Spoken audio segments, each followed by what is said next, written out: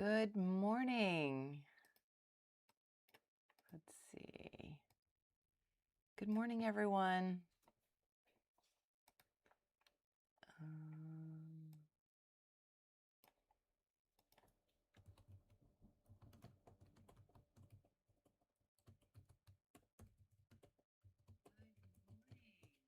Hi. Hi, Nunya. Love you too.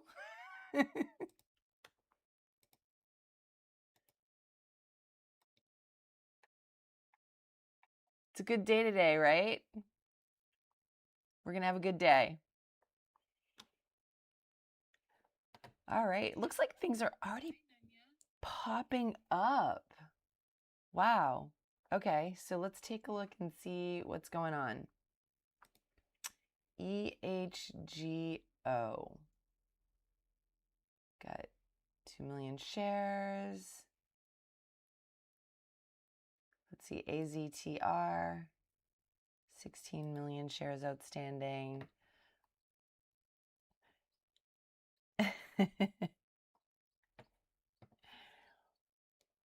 Let's see, so EGHO, does it have any, no news on that one? AZTR, okay, so neither one of these have news, but it looks like AZTR had news yesterday to present at a convention. So this was after hours news. I mean, that's not exactly earth-shattering news, right? But it's news.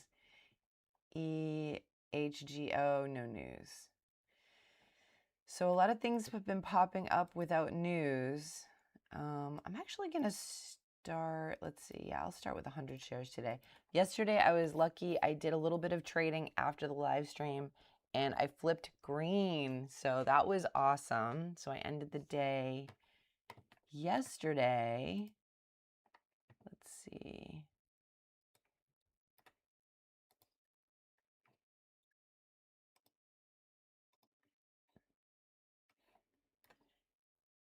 Yesterday, I was lucky to flip a little bit green, so that was awesome. That felt really good. I'm just trying to be really careful about not over trading and then flipping red after the live stream or getting myself into a deeper hole. But I was able to get a couple of trades on CRVO. And then I practiced trading SLV, but just for practice.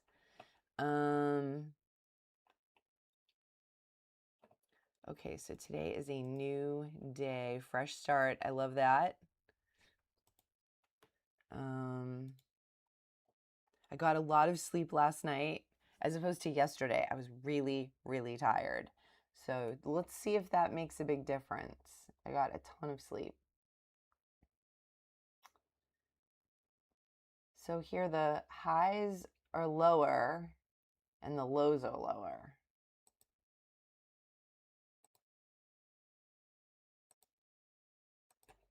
So that could be on the downside there. Popped up right around 5. So let's look at AZTR. Get a penny stock. And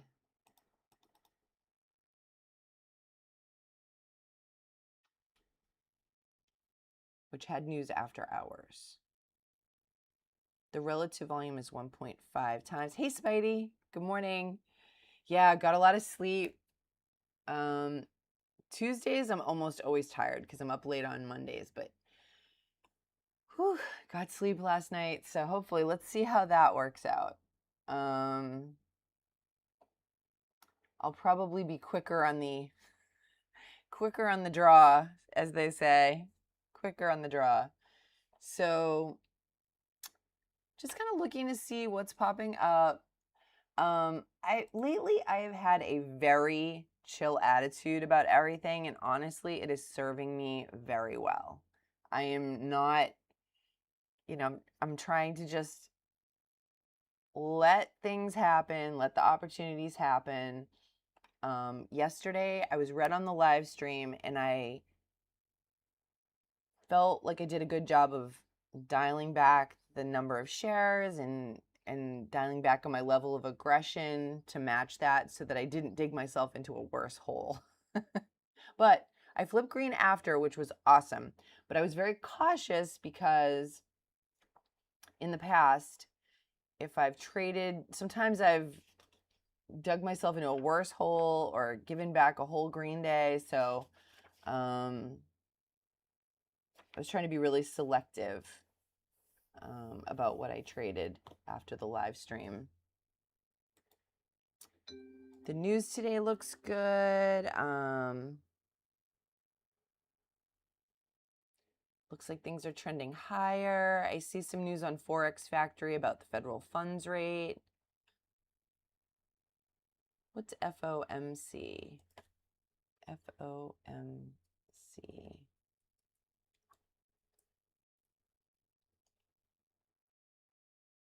The Federal Open Market Committee. Oh, okay, sets monetary policy. All right. So I guess they're meeting about the federal funds rate. I thought that came out in July, but I'm a little confused. The forecast. Previous. Okay. Well, that could really affect the market. Obviously, the federal funds rate. Isn't that the rate at which banks borrow money from one another? And that pretty much is the basis for setting interest rates, I think. Let's see. CLWT, sorry. Okay. Does this have news? Okay, so they announced today that it has a shortlisted strategic partner, CLWT, to launch its next generation hybrid ballast water port reception and treatment facility in Norway. CLWT AS will provide both the land adjacent to the seashore for the facility and on-site operational services. That sounds like really good news. All right, and 7 million shares outstanding. Hard to borrow. Low relative volume, but let's see. So today I have a weekly goal and a daily goal. My weekly goal is this week, chart patterns. And my daily goal today is including trend lines. So I have it broken down right now into each day, Monday through Friday, I'm working on a fundamental skill. And then I have a weekly goal that I struggle through over on Substack. So today I'm going to focus on chart patterns and trend lines. So essentially every day I kind of have two goals. I have my daily goal and my weekly goal. And this is my way of keeping myself sort of on track with my learning. My goal is to improve 1% every day on my skills that I'm working. And that way I'm always kind of working the fundamentals, but I'm also adding like something every week. So I've got my flashcards. This is my mini group of flashcards. The patterns I'm really focusing on, but I also have my larger set. And if something pops up from the larger set, I'll move it to the smaller set. Kind of got a little system going here. And hopefully by the end of the week, I will be ahead of where I was on Monday. My goal is Friday to be better at chart patterns than I was on Monday. I feel like that's a good goal.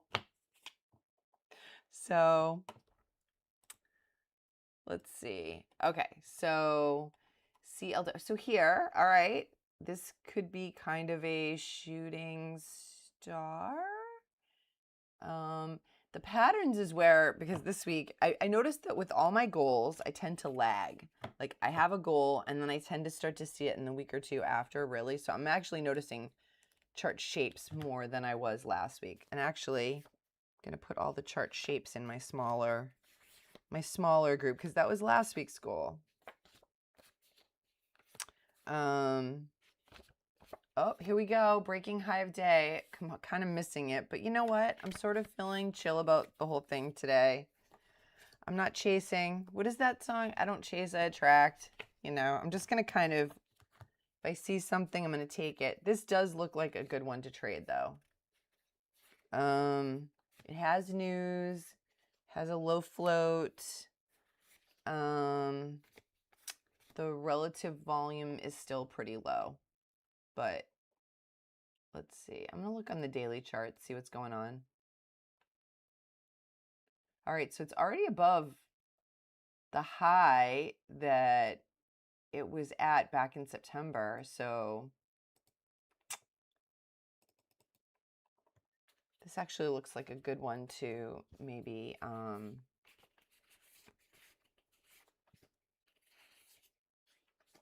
focus on. Wow, look at that. Look at the momentum. Wow. Kind of missing the move, but I'm okay with that. Let's see. If it breaks 5, I may get in. Let's see. Watching the tape, I'm watching the level 2. It's hovering right under 5. I could see 5 being point of resistance. I could see that.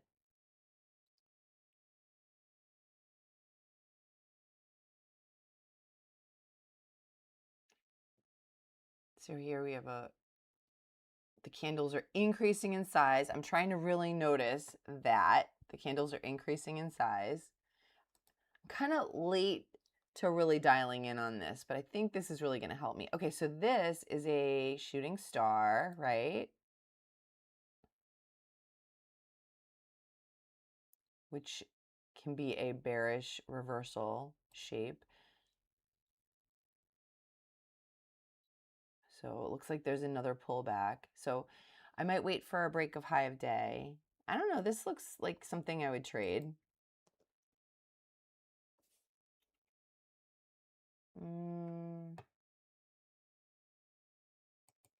AZTR. Okay, so it broke that trend line. So I'm going to take that off my list because broke that trend line. This does definitely look like it's on the back side of the move, so I'm going to take that off. So it looks like right now CLWT is something for me to watch. And so this is is that a belt hold? That's where I got a little confused about the shapes. Let's see.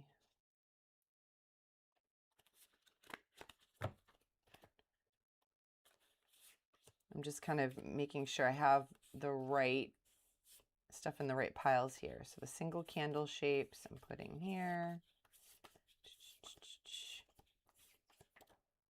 And the new ones I'm putting here. So yeah, this is, no, is that a belt hold? Okay, it looks like this candle is going in the opposite direction. That's something I'm supposed to look for. And what's the dominant candle in the session? This green one. Oh, I think it's going to break 5.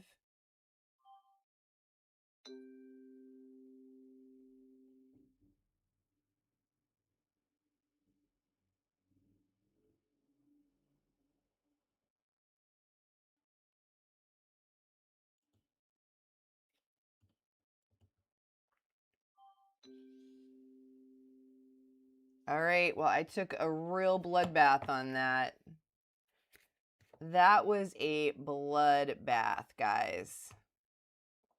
Wow. Okay.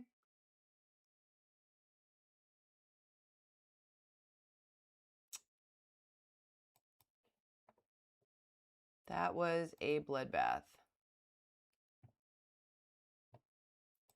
That's my biggest loss in a while. That is my biggest loss in a while. Alrighty, so I'm going to import that and I'm reducing my share size.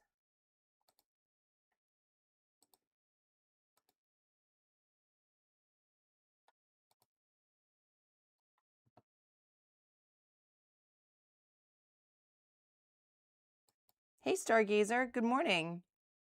Maybe a DCC. What's a DCC? Let's see. All right, so let me, all right, so yeah, that's my biggest loss in a while. Wow. Okay, it happened so quickly too. All right, so that was a break of the whole dollar.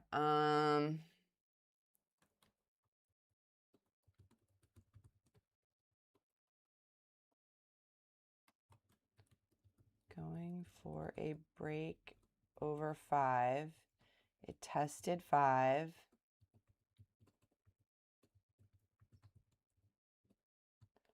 5. And then rejected.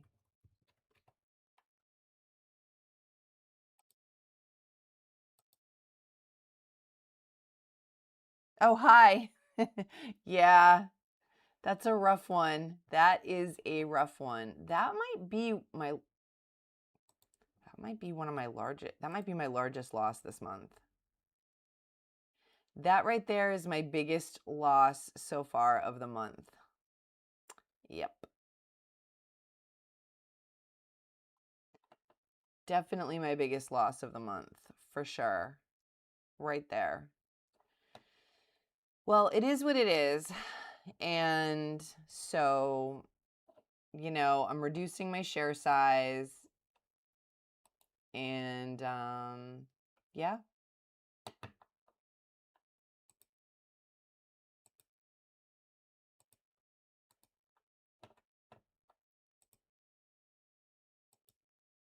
I'm going to reduce my share size. You thought it was forming a dark cloud cover. Let's see. Let me look. That one I'm still struggling with a little bit. That's over here in this. Where am I? I've got too many piles going on. I'm a little flustered. Okay, so you thought it was forming a dark cloud cover when it spiked.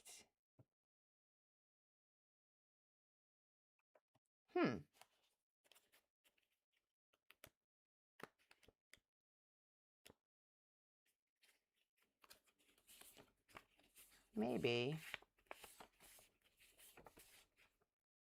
right here. When it spiked here. Oh, you mean do you mean here, Stargazer? Or here? See, this is where I'm still struggling to learn the patterns.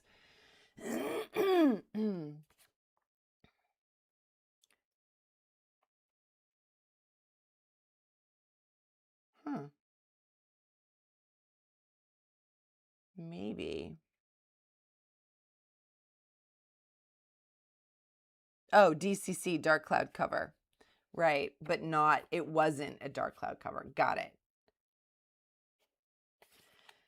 Yeah, that's a bummer, but hey, this is, you know, I mean, you know, this is the trading game. Can't stand the heat. Get out of the kitchen, right? This is what I'm signing up for. So I'm not going to freak out. I'm just going to, you know, just kind of figure out I don't think I did anything drastically wrong though.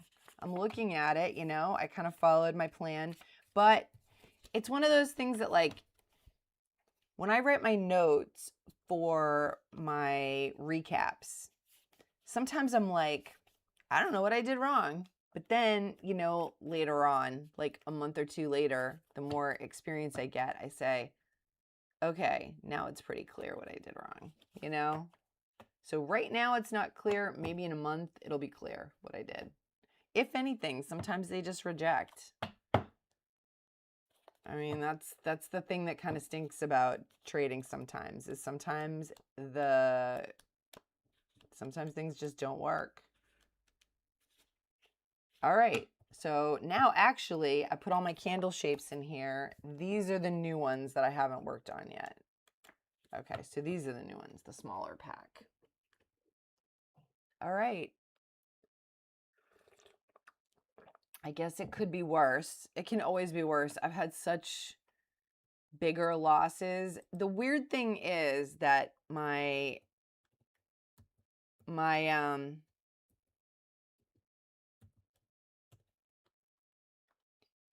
wins have been lower, but my losses have been lower too. I've had much bigger losses. So that's why I'm probably not that phased about it. It stinks. It's my biggest loss of the month so far, but all right. So CLPT, little high float. It's running up, but again, over $10, this is where I kind of get caught sometimes. And it doesn't have news. So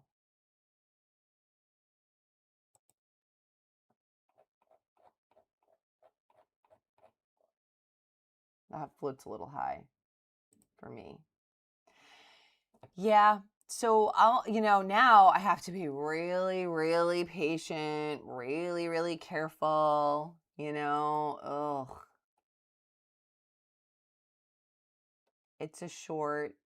You're in it for a short at 332. Yeah. Well, now it definitely is, right? Look at that. Oh, I hope. Well, it looks like it's on its way down, so that's good. Under 332, it's a short. That makes sense.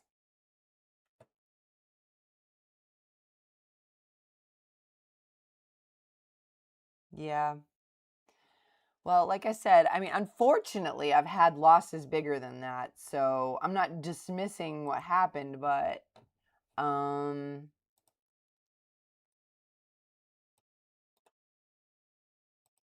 that is my biggest loss of the month.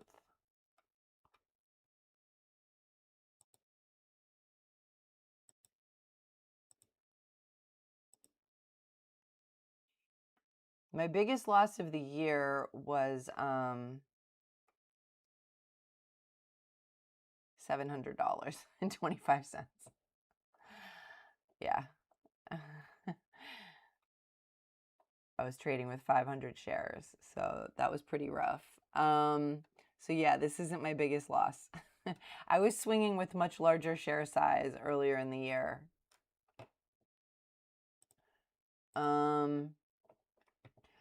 All right, so now I have to be careful though. To be really careful. I can't be aggressive today. I can't be the Wild West today. Got to be careful.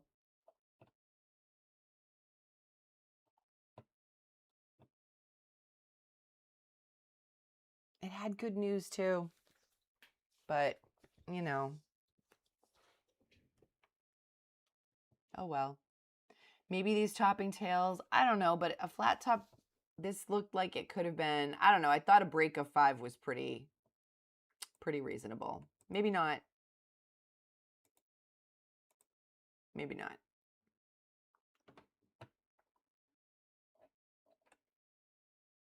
All right. So, yeah, now I'm going to have to be like super patient, super careful.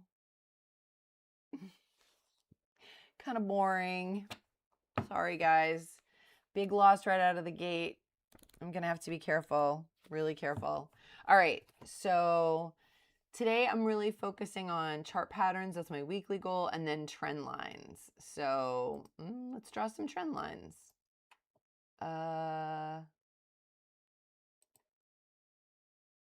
This is definitely on the downtrend, right?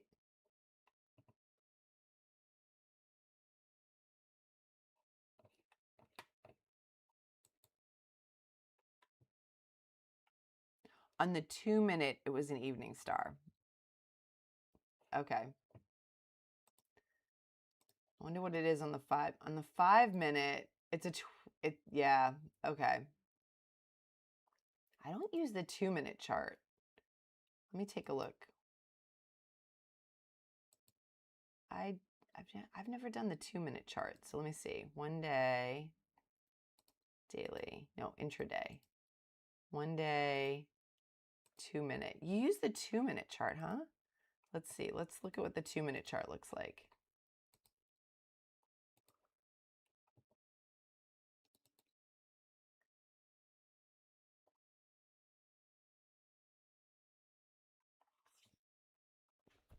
Yeah, definitely. That's why I clicked. I use the 5 minutes sometimes to see the pattern more clearly. I definitely look at the 5 minutes sometimes. And on the 5 minute, yeah, I wouldn't have taken this on the 5. I don't trade on the 5 minute though. I trade on the 1 minute, but yeah, switching to the 5 minute definitely helps. So what time frames do you guys look at? I look at the 1 minute, the 5 minute, and the daily.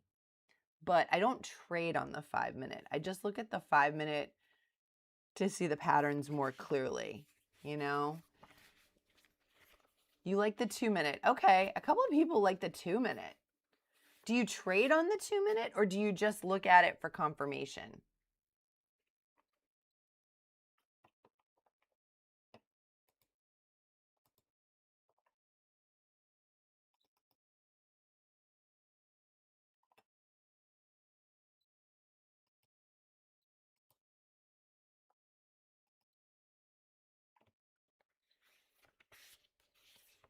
Now I've got too many flashcards going on and trying to find the evening star. So like I'm at the point where I know the evening star is a 3 candle pattern that is a bearish reversal and the morning star is the bullish reversal, but I'm still struggling with the actual, like what the candles look like. You know, still trying to dial in on what the candles look like. Here we go. That's the morning star, but I need the evening star. Here we go. Evening star. So on the 2 minute, it looks like an evening star. Maybe this. I don't know. It's not that clear to me. Oh, this is the 1 minute. Let me go back to the 2 minute. On the 2 minute. Okay. On the 2 minute, I see it. I see it on the 2 minute. Okay. So you trade on the 1 minute. I trade on the 1 minute, but I like to look at the 5 minute to filter out some of the noise. But yeah, on the 2 minute, you can definitely see it. All right. So I'm actually going to put that in my notes because one of the things I'm trying to do this week on my notes is put this one big sad red trade. On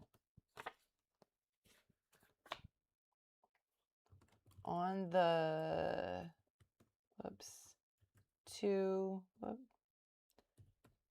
minute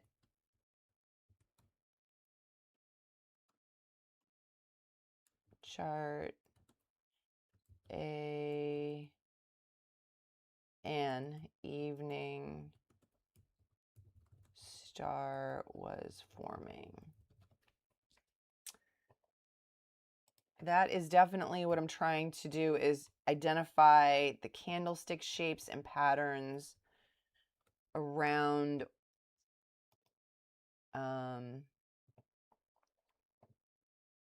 so I'm tagging all my trades. The setup was a whole dollar, break of the whole dollar. And I was going for a break over 5. But honestly, the whole dollar breakout, I should have stayed away from that because that's not on my short list today. You know, I should have stayed away from that because that is not that's definitely not on my short list. Okay, so setups, high of day breakout, flat top breakout, and momentum trades. Those are the 3 I'm doing best on this month, and so now I have to stick to those. No more going off into the Wild West for me today. I've reduced my share size, and if I have a green trade, I don't know. We'll see if I size up. We'll see. We'll see how I feel. I got to get some confidence. See what else is going on here. AZTR, EZGO, but I already looked at those. Not really loving it. Let's see, how's the S&P 500 doing today?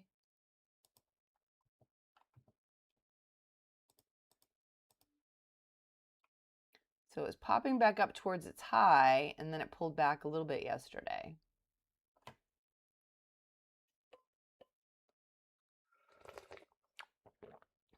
If I look at trend, okay, so one of my goals is trend lines. So here.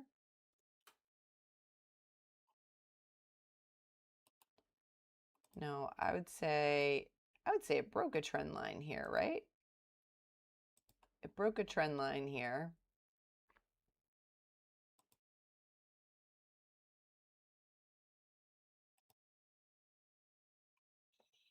Today I'm going to try to really focus in on trend lines.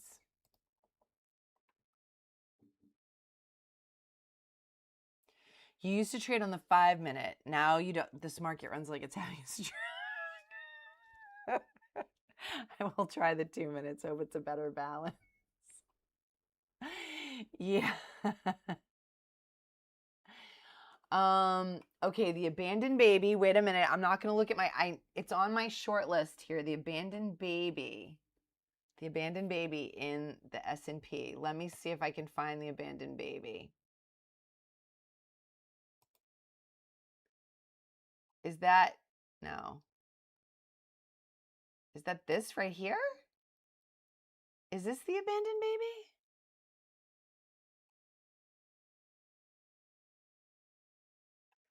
Let's see.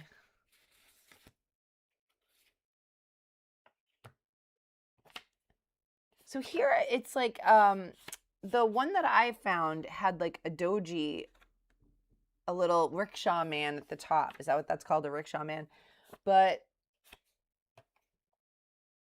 is that the abandoned baby? Or maybe at the bottom?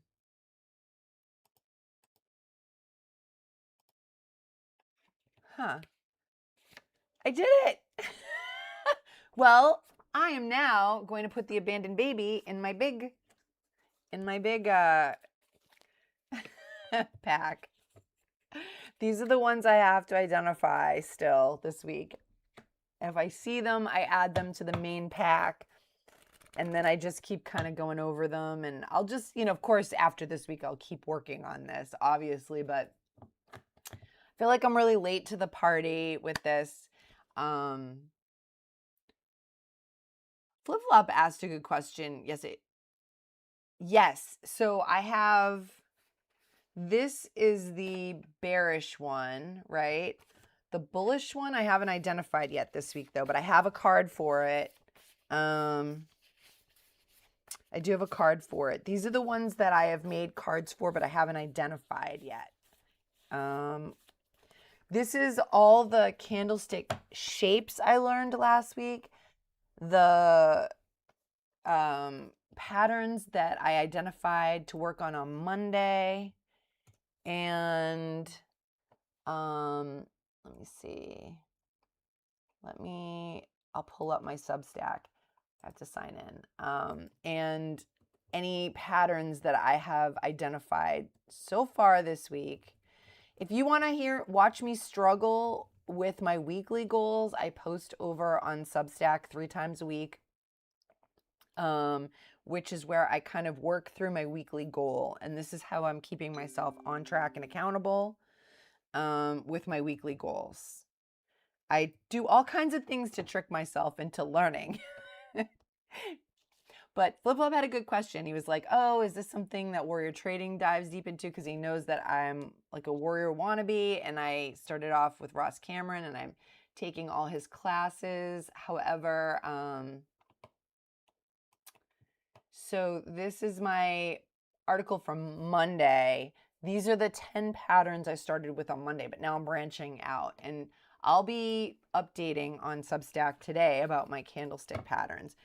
And you can bet that this first devastating red trade of the day will be in my midweek check-in article because so what I do is I set a goal on I posted my weekly goal. This time I posted on Sunday night. And then on Wednesday, I kind of look and check in, see how my weekly goal is going after 3 days of trading. And then on Friday, I post a recap, kind of like a wrap up, and say, this is what I learned, and this is what a possible goal for the following week would be. But I think I've already identified a possible goal for next week because yesterday we had a big discussion about setting alerts. And that may be my goal for next week, is to work on how to utilize alerts and best related to my particular current strategy, which is breaks over levels of resistance. So, but I know I keep myself going with a lot. How about abandoned boyfriend for female traders? Don't blame the poor helpless baby. Wayne, that is too funny. Don't blame the poor helpless baby. I know, right? Hey, I don't make the names, Wayne. They're, I don't know if there's somebody we can officially complain to, but I don't make the names. I don't know. Abandoned boyfriend or girlfriend doesn't sound really that great, but I'm not in charge here of the names. So, although, I wouldn't mind making a name for myself if I come up with a new pattern, but I feel like all the patterns are already claimed, You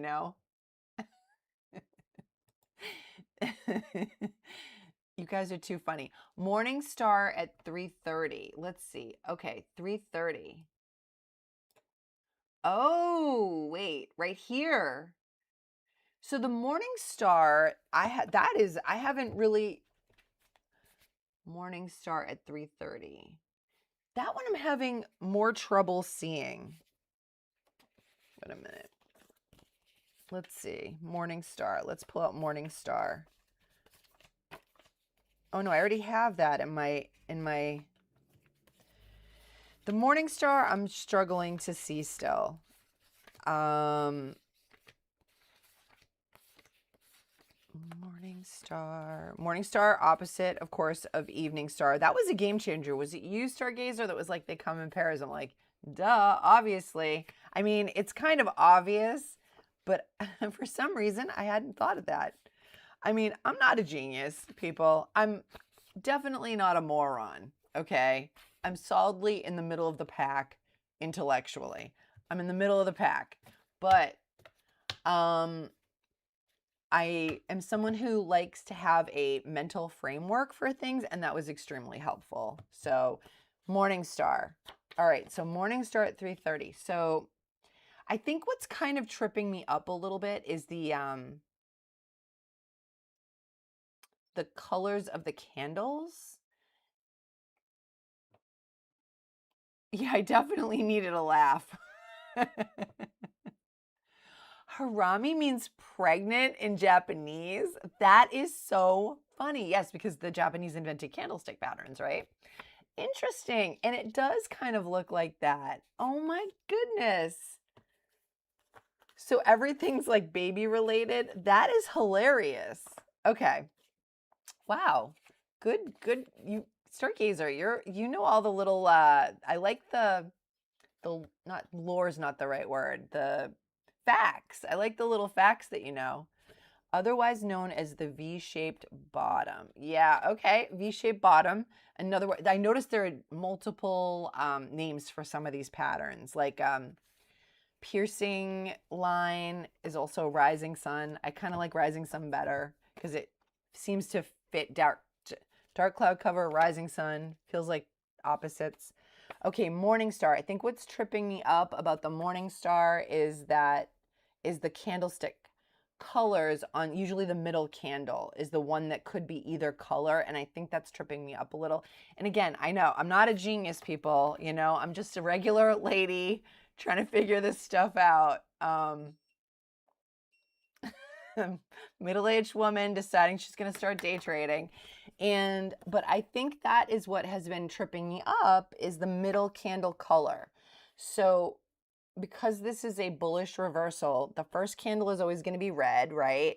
And the last candle is going to be green, but that middle candle could be red or green. And I think that's what kind of has been tripping me up, which is why, I don't know, someone mentioned that they wanted me to change my volume to red and green. And I said, I intentionally changed my volume back to blue, and then I made it light blue because I wanted to be able to, I like light blue, because I was getting very distracted by the candle color. So I think I have to, and I'm going to put that in my notes, because that is something that I'm realizing has kind of been a little bit of an obstacle for me in identifying the patterns. So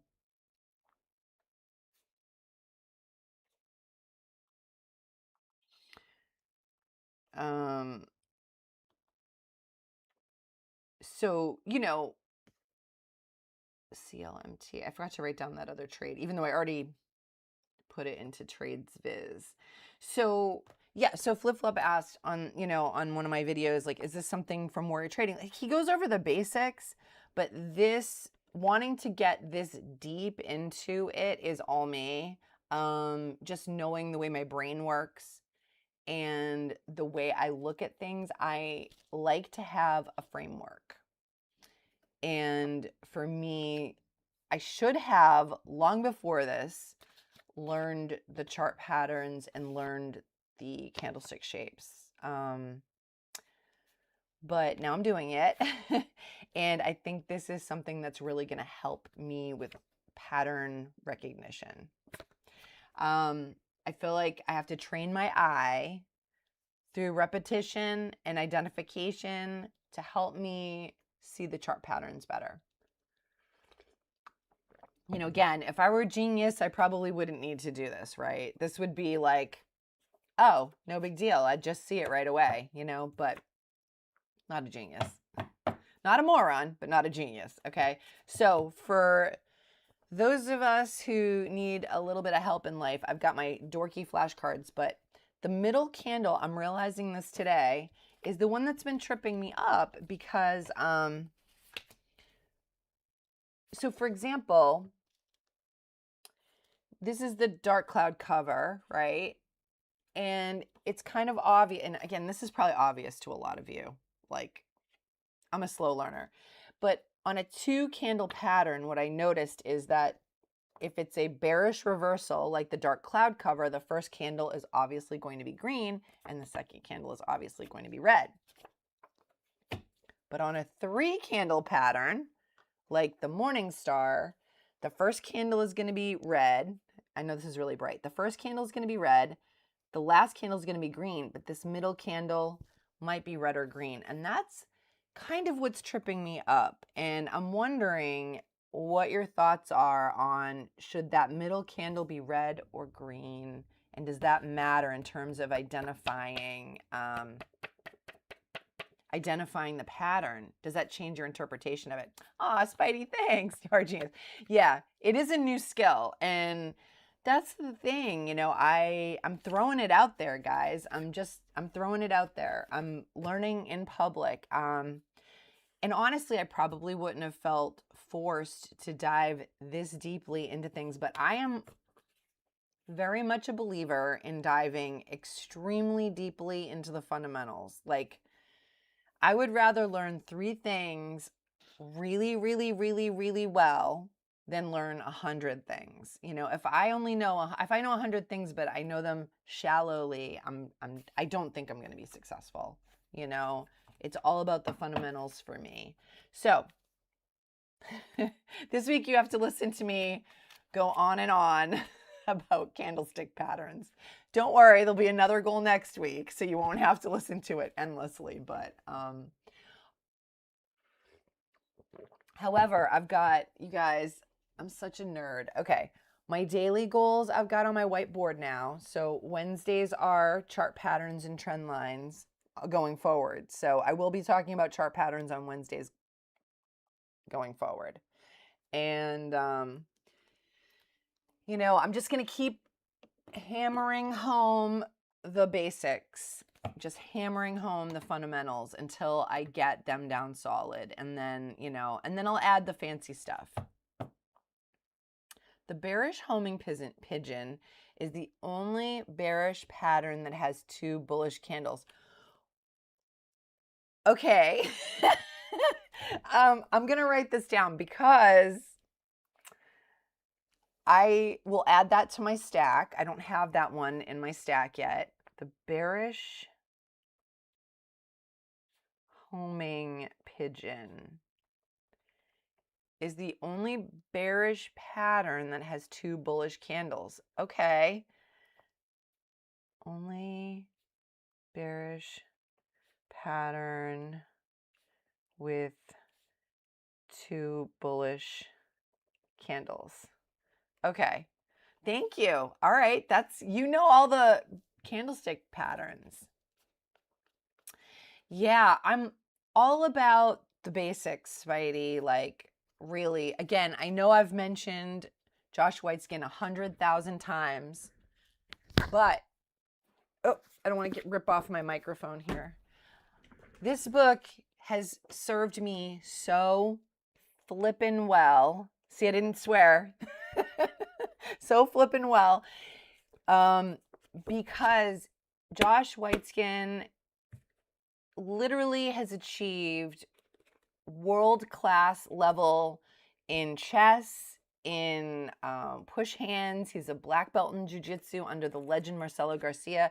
This guy understands how to do things at the highest level, and he talks a lot about just really, really diving deep into the fundamentals. He has this whole story when he decided to move from chess to push hands. Push hands is like a martial art in China. And there's this one like combination that his, I don't know if he's a sensei or whatever you call him, taught him. And he literally did this one combo, this one movement, like over and over and over, because embedded in that one thing, there were so many lessons by learning that deeply. So I feel like I'm just going to try to really dial in on the fundamentals. And I think that in the long run, that's better for my development. In the short run, yes, I'm a break-even trader. Kind of stinks. Big loss today. Not feeling good about it, but focus on the fundamentals. So, oh, okay, we got something popping up. Let's see. Yep, UTSI. It's popping up on Zendu too. UTSI. Let's see. Huh. That's the daily. That's interesting. That's an interesting daily chart, right? That is a really interesting daily chart. Wow. Very interesting. Okay. So let's see. They do not have new news. Hard to borrow. The relative volume is really low. It's kind of just picking up steam.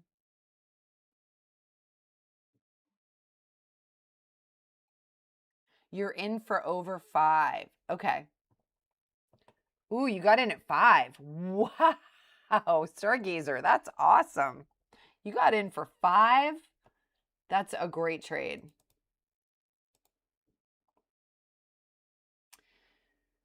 So I'm seeing topping tails here.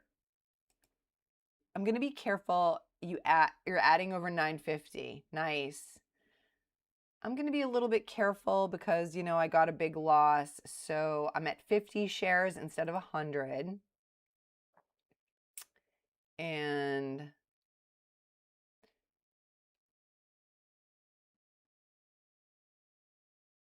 looking at, so today I'm trying to work on trend lines too. That's my daily goal. So I'm going to draw a little trend line.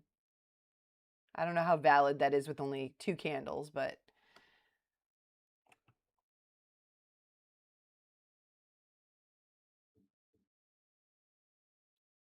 so it's pulling back.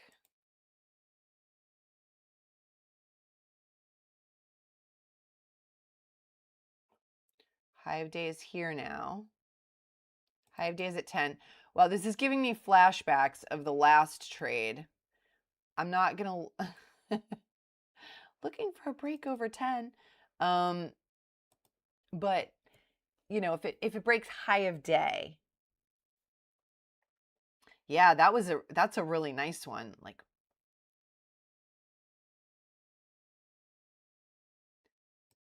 if it breaks high of day, I may get in. Aligos, you are very patient. You are so patient, though.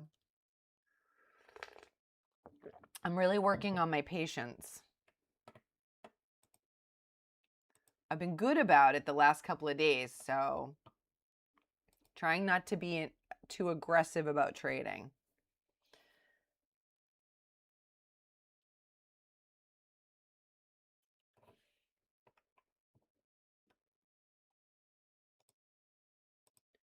So this is really interesting to me.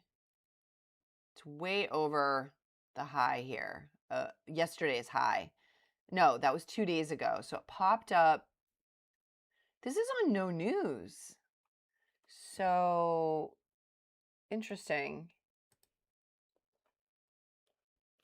So this right here is a shooting star. Learning that. This is a really clear spinning top. A bearish spinning top. Trying to identify them as I go.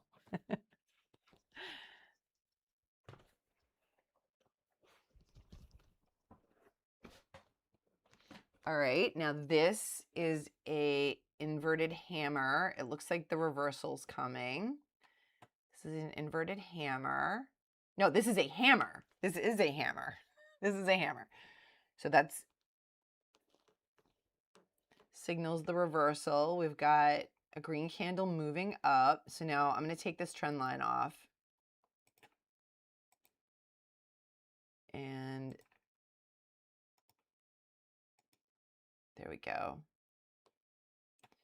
Just practicing with the trend lines, you know. Is anything else popping up? No, wow, it's kind of, this is like it. If I get in, I'm only getting in with 50 shares. I'm going to have to build my way back. So the dominant candle of the session is green. Okay, so now this is a shooting star, which could signal a reversal. So Stargazer, hopefully your break even is you're still above your break even.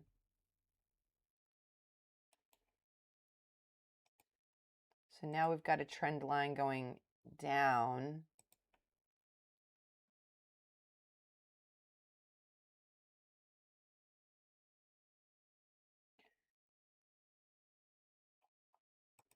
So this one is another shooting star. So this is a hammer, a shooting star. Just trying to really identify them. These long green candles, I guess this isn't really a spinning top, right?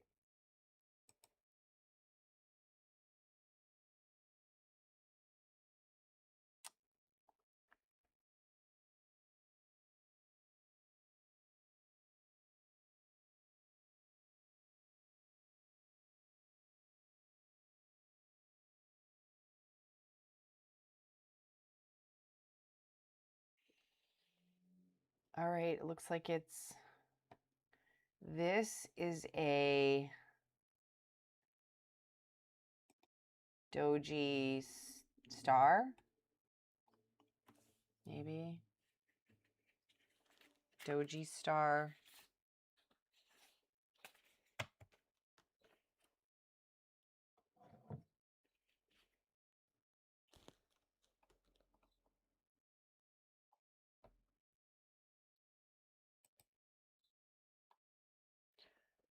And one of the questions I'm trying to ask myself as I'm looking at the charts is the candle opposite or confirming the previous candle? So this candle is opposite, right? This is a bearish candle. This is a bullish candle, but now this candle is, well, oh, it might be flipping.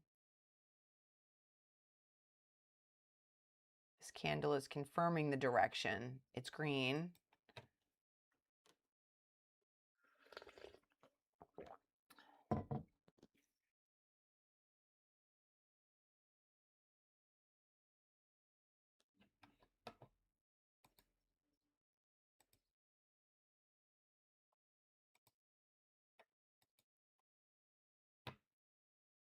Got out at the break of that evening star at 7:50.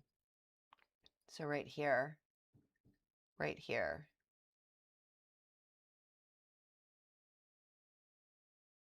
Nice. Okay. So you got out at the break. Okay, got it.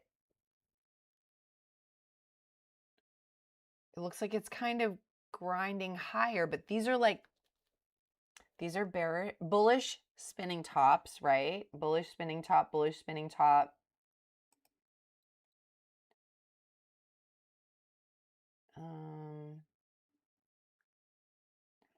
The evening star and morning star seem to be like really common, like really, really common.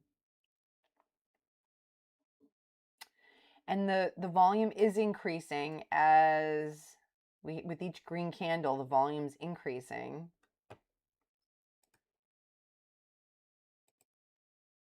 QURE, what's that? QURE, let me take a look.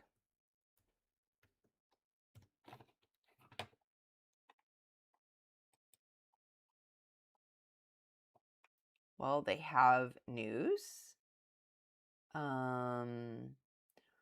Much higher float than I'm used to. Low relative volume, easy to borrow. There's already a few things that I would be careful about with something like this. And the price is way too high for me. Okay, so I'm going to take QURE off my list because that. And CLPT, I'm going to take that off the list. I missed the break over the high a day on that. So, although I might look at that for trend lines. UTSI, kind of still watching this. So these are like 3 spinning tops. Is that 3 white soldiers? Flip-flop. You slept in. You must have needed the sleep. That's good, right? Isn't this why we trade? So that we can be captains of our own ships? Come on. Is that, would you call that 3 white soldiers? 1, 2, 3. 3 white, is that what they're called? 3 white soldiers? And then this is a bearish spinning top.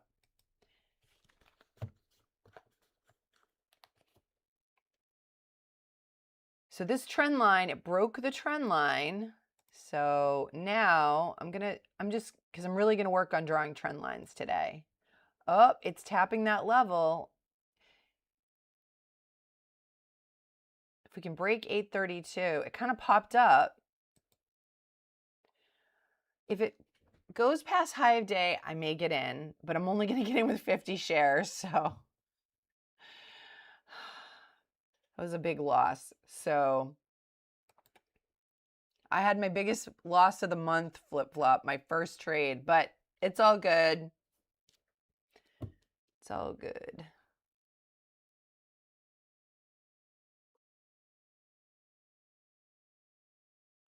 All right, so this has a big topping tail. I mean, the tail is like the same size as, almost the same size as the candle. So that's where I get a little bit confused about interpreting the shape.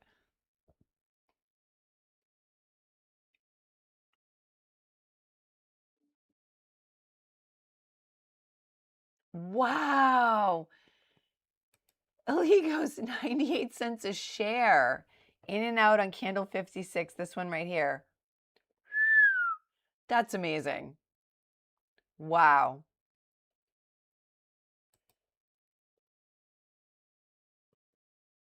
So we've got another pullback.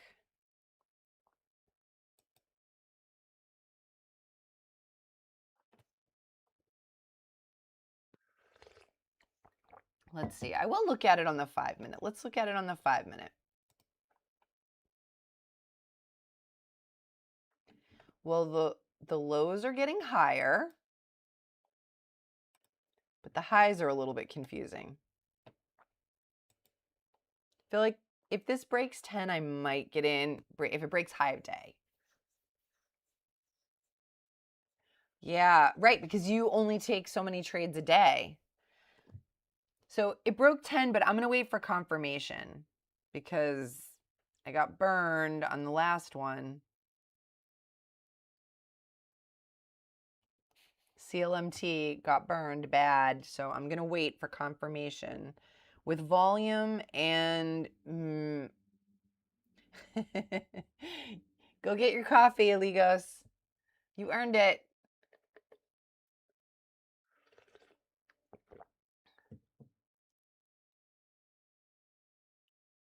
Huh. LNAI at 455. Let's take a look. Because I feel like this is not going to...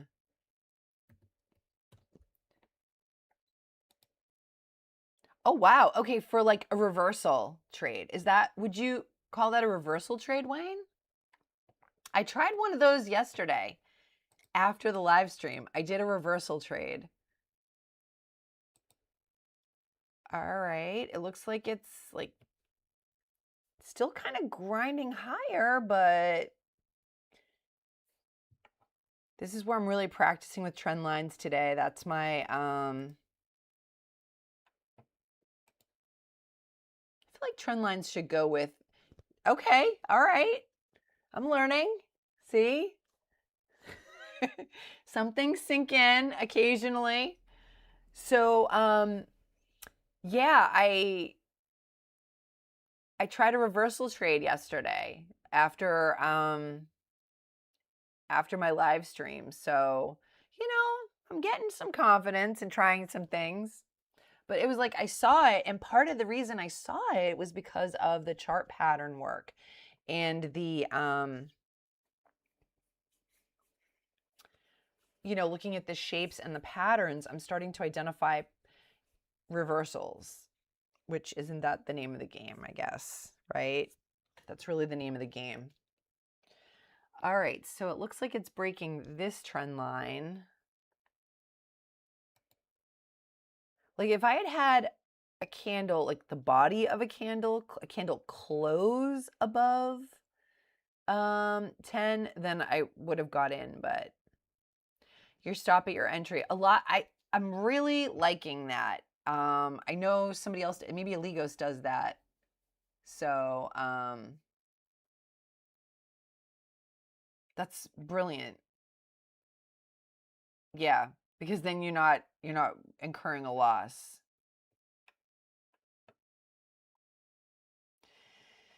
All right, so it broke this trend line. So MNTS is moving again. Let's see. Oh, wow. Wow. Okay, so wait. LNAI, Wayne's in that. He's green on that. USTI breaking the trend line. Didn't go for high of day. CLPT, I'm going to take that off my list. MNTS. Interesting.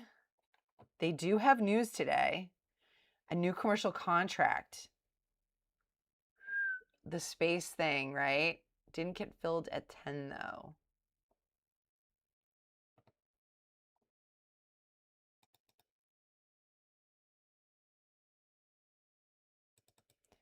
So I wonder if,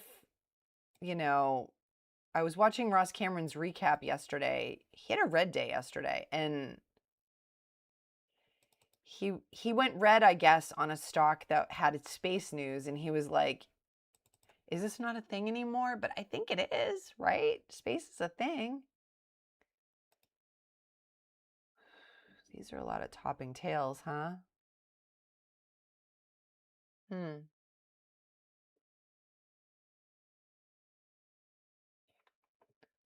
see. UTSI at under 8. LNAI still above 455. MNTS.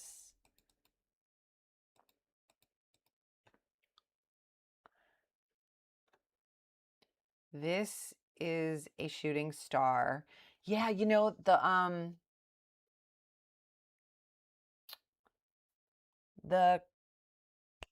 candle colors are kind of messing me up.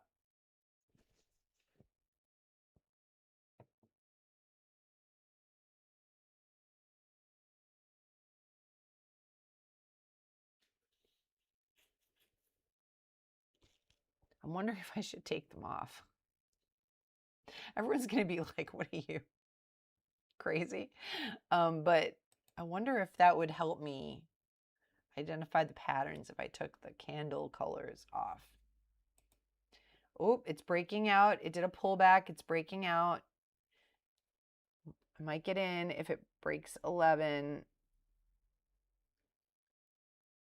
with confirmation. I want to see it confirm, though, over high of day. The volume bar is up.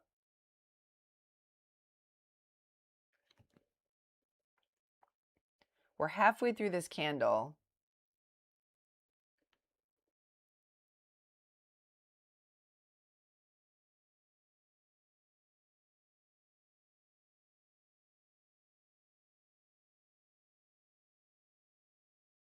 It's above 11, but it's moving, hopping up and down very quickly.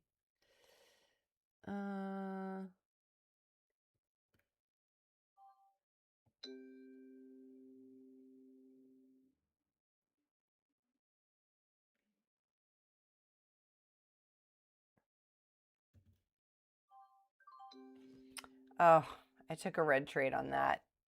Got some slippage. Didn't get out fast enough. All right, I'm going to reduce my share size to 25.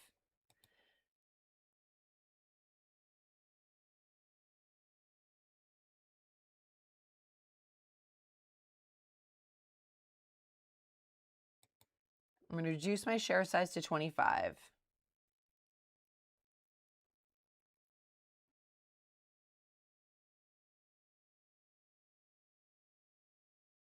Maybe I was being too cautious. That's a thing. All right, well, I'm going to enter that trade. That's another red trade, so I reduce my share size again. Tried to get out at break even or slightly green. I was trying to scalp a trade, but it was just moving too quickly. So that's okay. It was only $4.47, not that bad. Okay, so that was a green trade. Good job, Wayne. And you're moving to silver. Got it. I did try practicing silver yesterday a little bit. I've been watching it and watching it. Trying to get the feel for it, trying to get the rhythm for it. All right, so I'm going to enter that trade. Another red trade, but I don't feel bad about it. I tried to get out.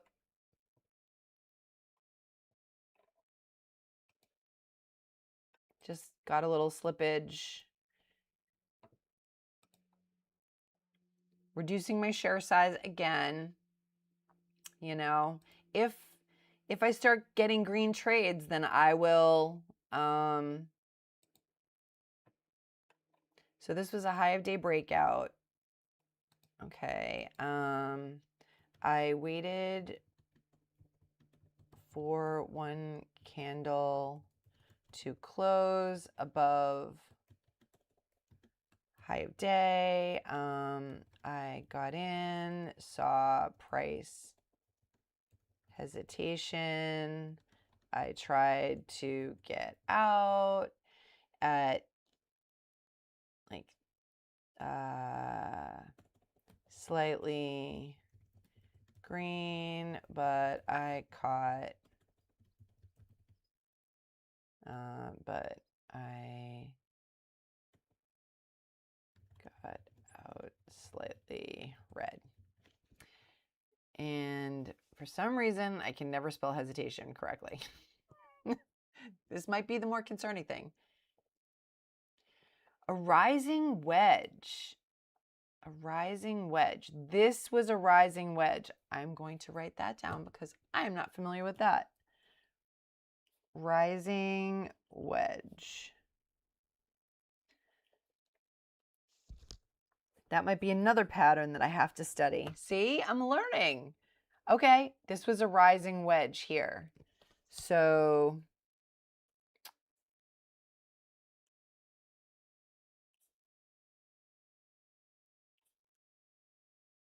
I'm going to put that down.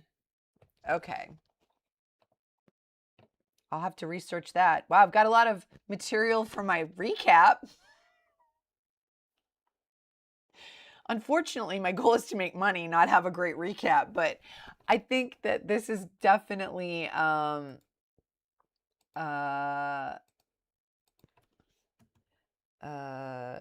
there was a rising wedge research this one. Okay. So I always try to use my notes to make sure that it also reinforces the lessons, you know? Yeah, I saw that, Wayne. I saw that on Forex Factory. Yes, that could affect the federal funds rate at 2 p.m., I guess. They're going to announce something about that. So yeah, I know. Like maybe that is why things are wacky. Let's see.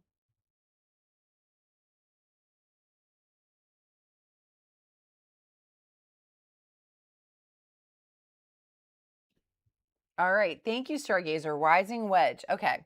So now I've got another. This is good. I have a chart pattern to add to my list here. I'm going to look that up. Rising wedge.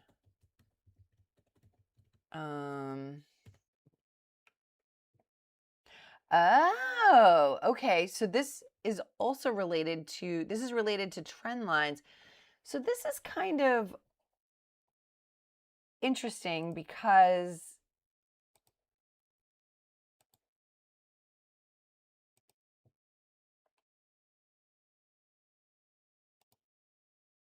right here, this is what you mean by a rising wedge?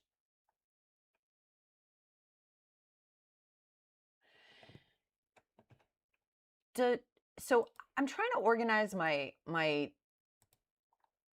falling wedge also. Got it. Okay. Right, the flip side of it.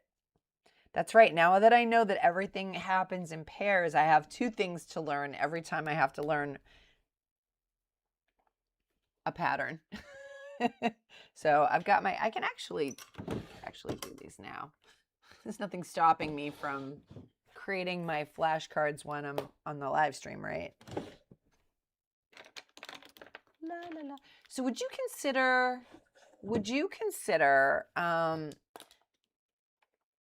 like, so I'm working on trend lines today as well.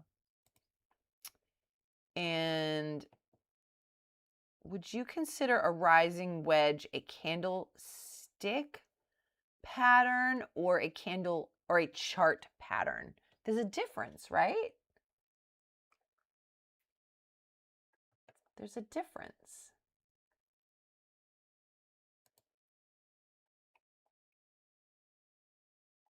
This is a chart pattern, not a candlestick pattern.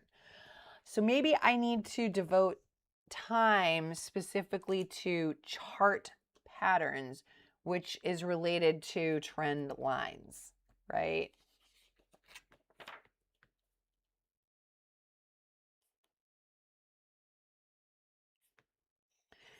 So chart patterns as opposed to, so I had candlestick shapes, which I did last week. This week I'm working on candlestick patterns, but chart patterns are different.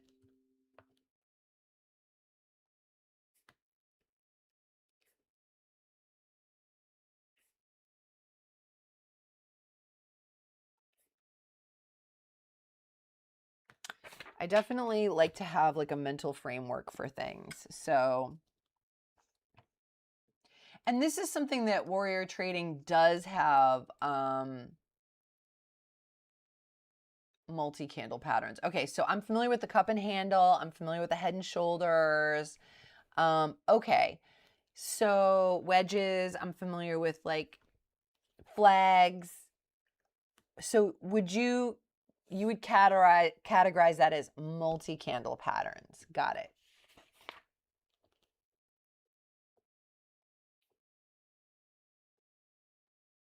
I'm definitely like trying to get this framework in my head because like I'm familiar with a lot of this stuff, but I didn't quite have it like organized in a mental model, if that makes sense. I'm very like organized mentally.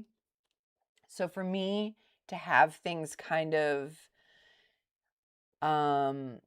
really dialed in as far as like the mental framework for this stuff, and then once I get it internalized and I don't have to refer to flashcards or, you know, look at notes, and once I know it cold, then I feel like I'll start to internalize it and it'll become like more like intuitive, right?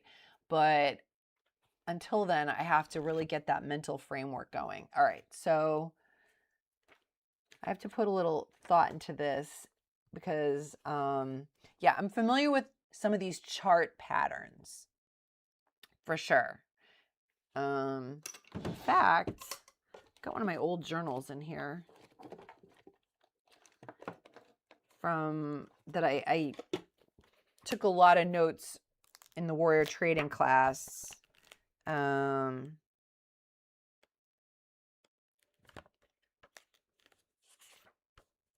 You know, Ross is really big on like, you know, bull flag pullbacks and micro pullbacks, which haven't been working for me, but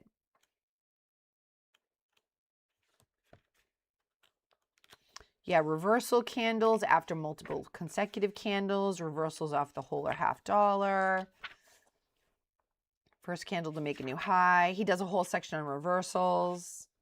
So a lot of this is really familiar, but reverse split, parabolic momentum. Let's see, where are the chart patterns? Here we go. Cup and handle. ABCD, which I can never see. I feel like ridiculous. Okay, single candle shapes, double candle patterns, triple candle patterns, and multi-candle patterns. Got it. Because I saw that, like, and of course I put this into AI. I was like, Claude, come up with a curriculum for me on the basics. I had it come up with a curriculum for me. And, you know, I can even have it do quizzes and stuff like that. But I just like the physical, I like the physical cards. I'm 55. Like, I like paper books, physical card. Of course, I use Kindle too, obviously, but like, you know, yesterday it was so beautiful here in Boston. It was like not too hot, not too cool. After I did my yard stuff, I was reading a book on my deck and I'm like, it's a paper book. I love it, you know? So a lot of this stuff I've gone through in the Warrior Trading course. This is actually like my third journal, but it just was so messy before. Okay, so I will, that's a good kind of framework. So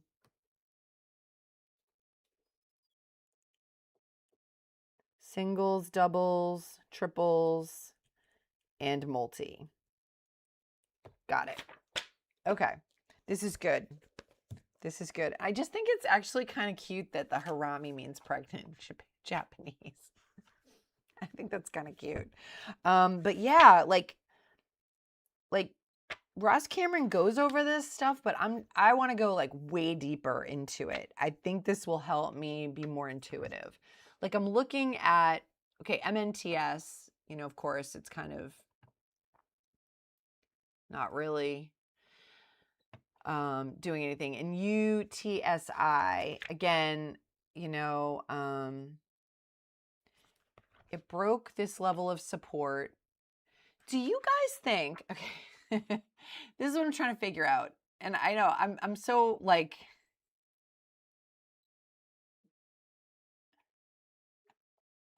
I go probably too deeply into things, but that's my personality. So when I asked Claude to create a curriculum for me based on the fundamentals, you know, and give me drills and exercises to do and things to practice every day to get those fundamentals better, it lumped trend lines with chart patterns as opposed to trend lines with support and resistance. I feel like it kind of goes with both. Thoughts on that? I might put that, I might do a quiz on that or a poll on that because I feel like it goes with both. Okay, so these are some of the ones that, so high of day breakout, that's like one of my favorite setups. That is one that Warrior Trading taught. V shape or double top, bull flags and bear flags. He's really big on that. VWAP pullback. The moving average pullback, like pulling back to the 9 EMA, I did that a lot. I did that a lot last year. Cup and handle.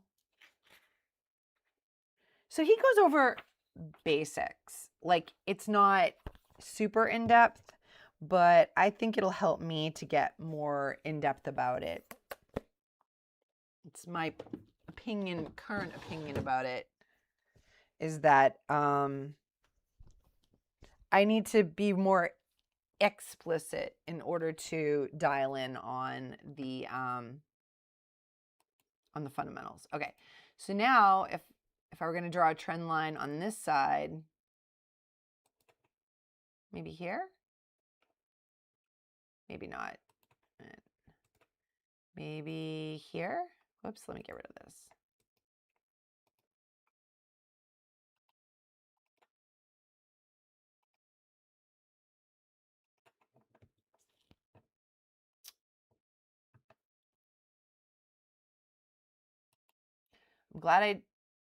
I'm glad I tried to get out as quickly as possible on this. No, it was MNTS. MNTS. This one. Glad I tried to get out as quickly as I could on that. So this here is a shooting star, right? Yeah. So is this an evening star?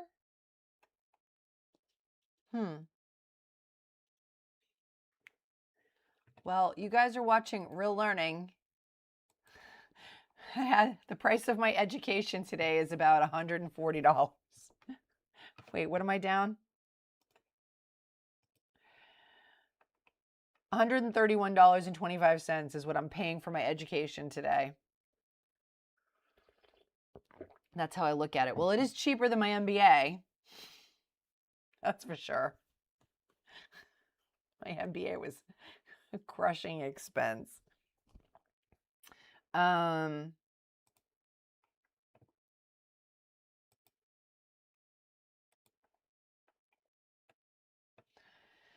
right, guys, we're about halfway through the morning session. I don't really see a ton going on, but as far as trading, but there's a ton of learning happening. So I guess that's good, right? All right. So weekly goal, candlestick patterns. Now I've got a couple to work on: bearish, homing pigeon. That's so fascinating. It's the only bearish pattern with 2 bullish candles. That is so interesting. Bearish, homing pigeon. It hints at a potential downward reversal or continuation. Appearing during an uptrend, it features a large bullish candle, first candle, followed by a smaller bullish second candle whose body sits completely within the first candle's body. Interesting. So that sounds very similar to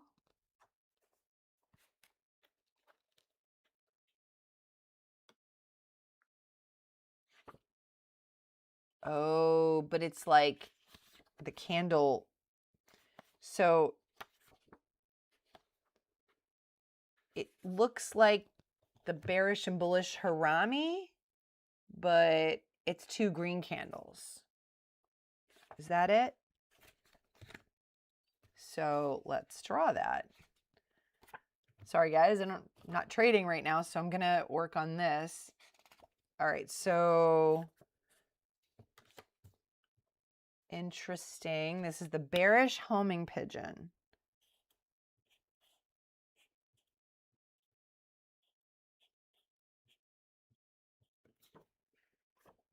The bearish homing pigeon. All right. So some of these,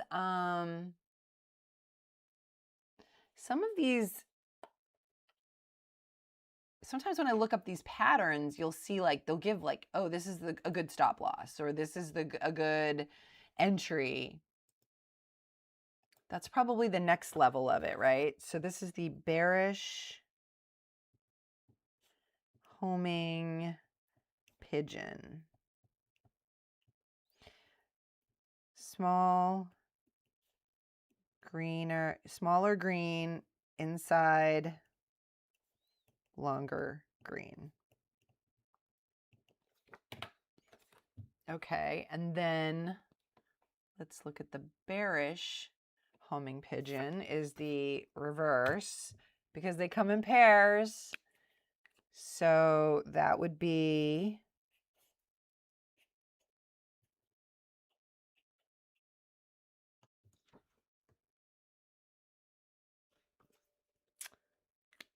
the bullish homing pigeon. Bullish homing pigeon. This is, I wouldn't normally take the time to do this during the live stream, but since my theme of the week is candlestick patterns, it seems fitting. All right, and smaller red inside, larger red. So this is a bullish trend. This is the bullish trend. All right, we got 2 more to add, but I'm going to put them in my smaller pile until I like identify them. All right. Yeah, the baby and the mother are the same colors. Yeah. Okay. I'm finally getting it. All right. Yeah. So this is the bearish harami, and this is the bullish homing pigeon. Okay. So I'm still kind of working on like trying to figure out the colors for the inside, the middle candle and the three candlestick patterns, but it'll happen. It'll happen. All right. Ooh, okay. CHR short. So that must be something that popped up. Let's take a look. Let's see what you're doing, flip flop. Ooh, okay. Ooh, that's nice. Wow. That was fast. So you got in at 260 and you covered at 215. Wow. That's awesome.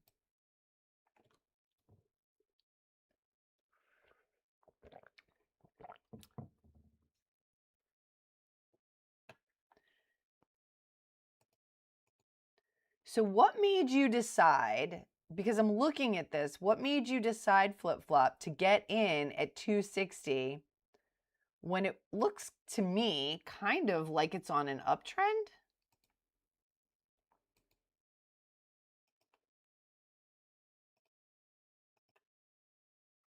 What made you decide to get in? ICCM. Oh, you're already on to the next one. ICCM.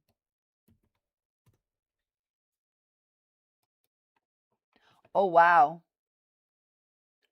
Okay. This is a potential for me, but 625. You're in at 625. Up, it's dipping down. Oh, wow. There's definitely pressure up, though. You can see it's like, I want to see what it looks like on the daily chart. Okay. Oh, wow. I must have looked at it at some point down here.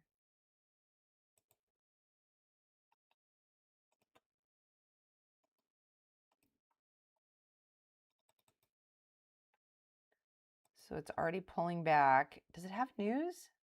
Oh, they do. They have good news. They have really good news.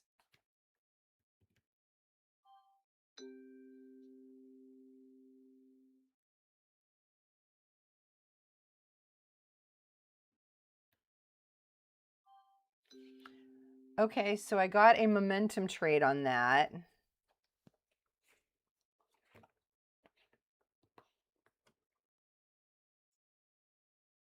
They have good news. So I got a little momentum trade on that. That was good though, because I'm only trading with 25 shares. So that was a really good trade. Can't do the math. I'll move, well, yeah, that's great. That's great news. Seriously.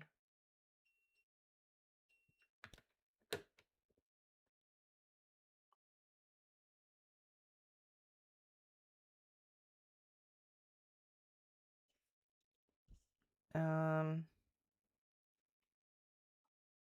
8.78.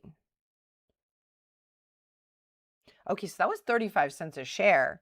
That was a great trade. It's just with, you know, smaller share size, but I'm going to size up to 50 because I had a green trade and I feel like maybe there's an opportunity here, but we'll see. So high of day is 831. And I got to work on my trend lines here, right? So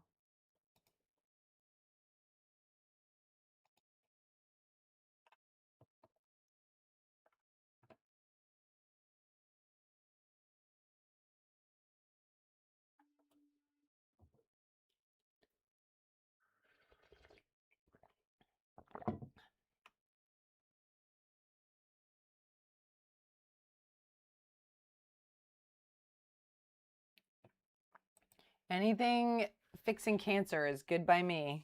Let's see.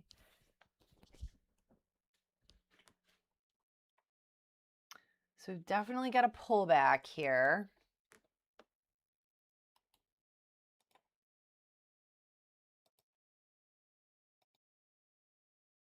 Oh, might be where you're going to be shorting it. Oh, no shares available. Interesting.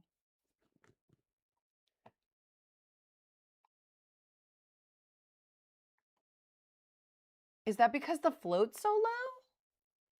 You're going to get in again over 725.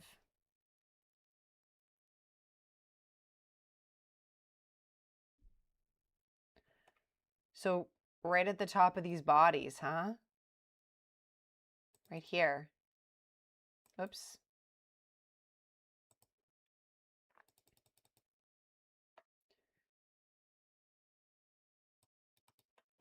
So it's funny that I remember Ross saying in one of his classes, he said when he's looking at pullbacks and things like that, some people look at the top of the bodies and some people look at the wicks. Is that what you're looking at, the tops of the bodies instead of the wick?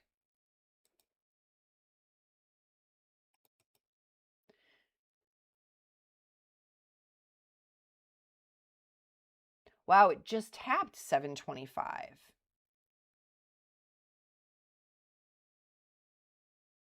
This is kind of an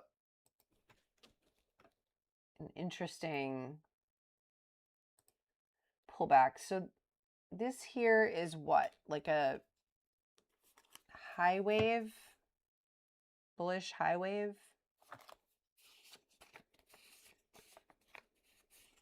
Well, this is the bearish one, but that's like a bullish high wave, right? Where it's neutral and there's indecision. So here we had two nice long green candles. And then I think this is a bearish high wave. And this is a doji star, right? And this is a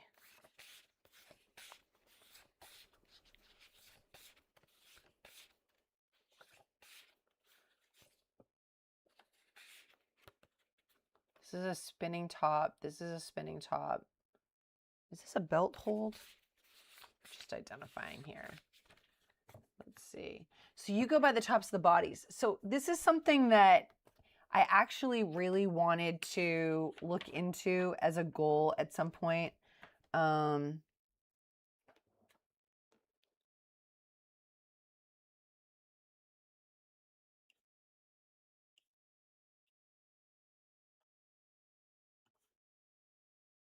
Because for me, I've noticed that, and I haven't been tracking this specifically, but I've noticed that when I use the top of the wick as the high of day breakout, sometimes it's just not super solid. And I've been wondering if I should use the bodies instead. ELTX. Let's see.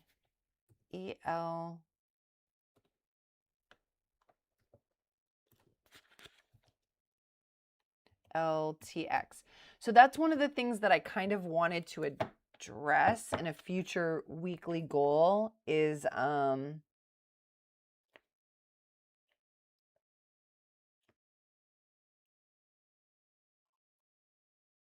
this is 2, 3.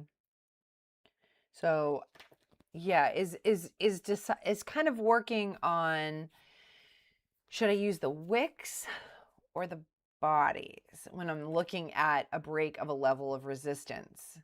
Because I feel like I'm getting a lot of false breakouts with the wicks. So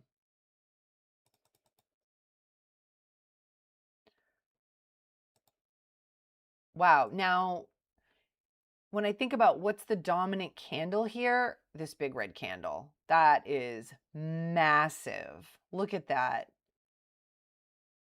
So the dominant candle of the session is definitely a red candle. And that makes me nervous for sure. So I probably won't trade this. I have 2 red trades already and one small green trade. I'm just trying to dig myself out of a big hole right now. So I probably won't. Standard doji. Just trying to identify patterns though. Looking at his red day recaps, Cameron's losses tend to come from micro breaks from wicks. Yeah, micro pullbacks. Like yeah. And I feel like that's something that I have noticed for myself since I've been focusing on breaks over levels of resistance. I'm seeing that like I'm having more false breakouts when I'm using the top of the wick as the high of day than when I use the body of the candle as high of day. So yeah. It's different with the flat top breakouts. I feel like that can be really obvious, but still, yeah.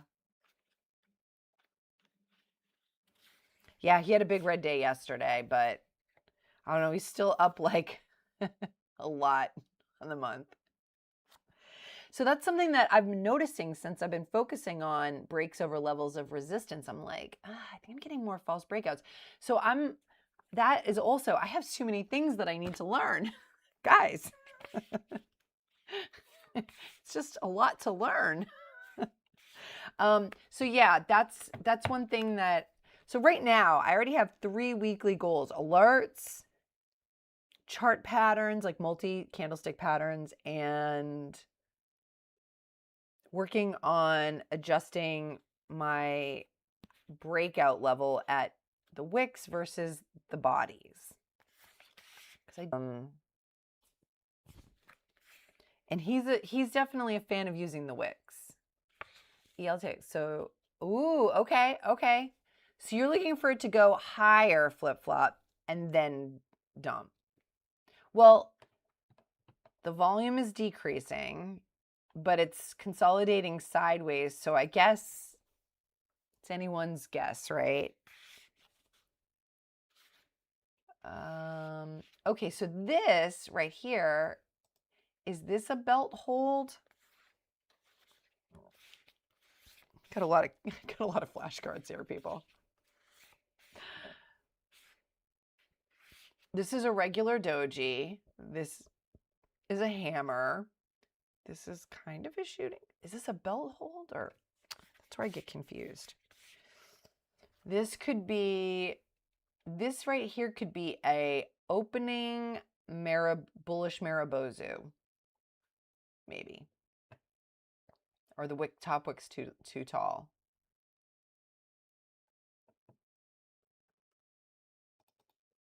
Yeah, it's just trending sideways on lower and lower volume. All right, let me take a look here. Let's clean up the list.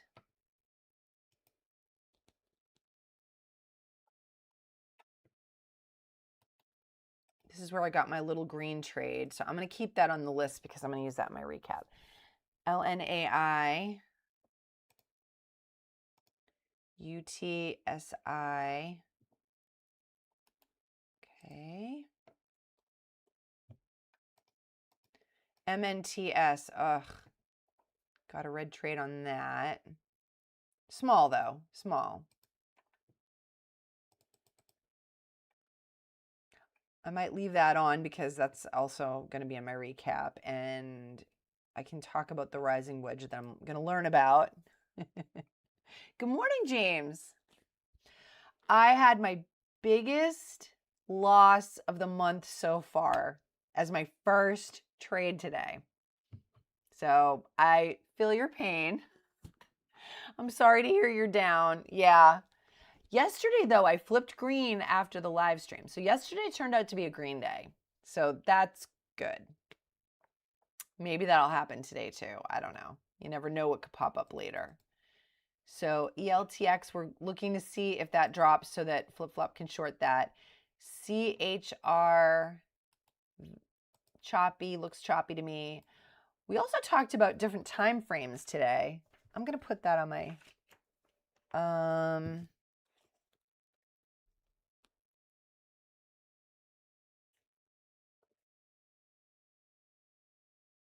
we were looking at the 2-minute time frame earlier.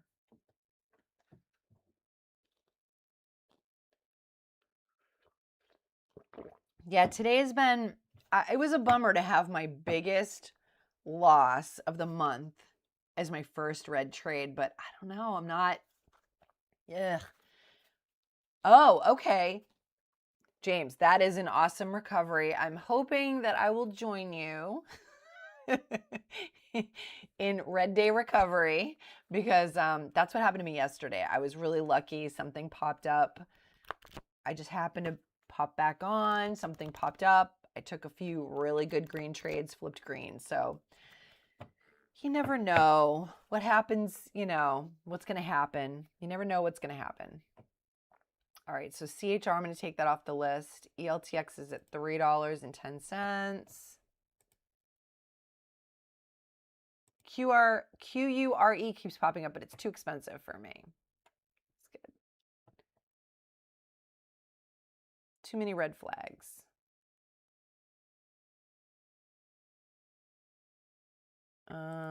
Okay.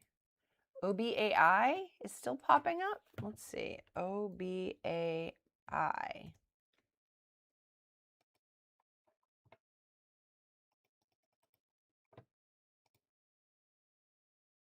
Well, I'm happy for you that you recovered. I'm hoping to join you in that later. But today, the price of my education, this is my new way of reframing my losses. Today, the cost of my education, oh, I didn't add my green trade yet. So my cost of my education is about 120, 123. Oh, this is a nice little flat top here. But see, this is where I usually use the top of the wicks, but if I use the tops of the bodies, it's more like here at 134, right? And now it popped up, but it looks like it's pulling back again. And again, I always use the top of the wicks, but I'm wondering, I've noticed that I get more false breakouts that way. So what happens if I switch to using the bodies? This could be an interesting experiment for me because I've been using the wicks for so long. I mean, I'm going to get in earlier on these breakouts, right?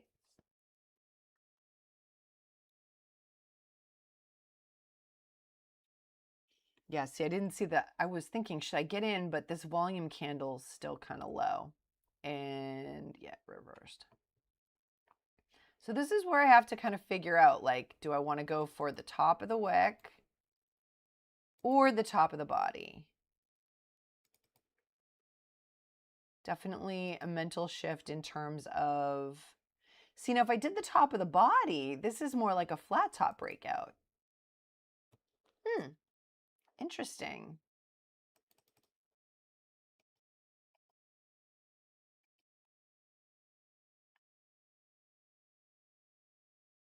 It's funny how everything's relative, right, James? It's like, oh, if you're down and then you flip green or you get a less of a red day feels like such a victory. So, right? It's like, so yeah, if I can grind back, like take some of the edge off of my big loss on my first trade, I'm happy with that. So this here is a shooting star. Okay, so I'm trying to like look at the patterns here. I've got a big green, this was some momentum coming up after the breakout, then a red candle, now a shooting star. This kind of, these two, even though they're different colors, this is where I have to kind of like dial in on the patterns. Even though they're different colors, they're kind of sending me the same message, right? Because this one is saying, this is a bullish closing Maribozu. This is a shooting star, but this is saying, yeah, we tried to pop up, but the sellers drove the price down. So now it looks like it's kind of trying to pop up, but the volume has decreased. The volume has decreased. So I want to see more volume.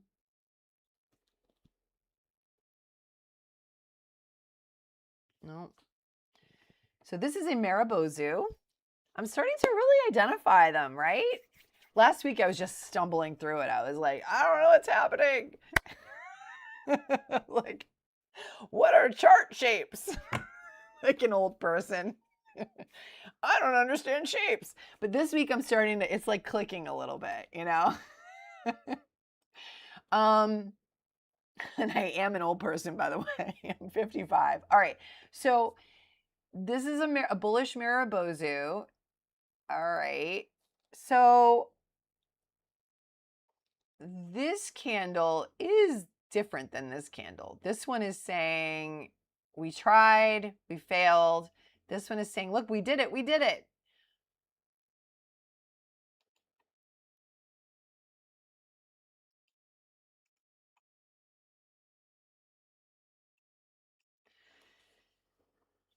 Really trying to dial in. ICCM would have been such a good short, but there were no shares. This morning is disappointing. Oh, flip flop. I know. I was like, that stinks. Oh, yeah. But no shares.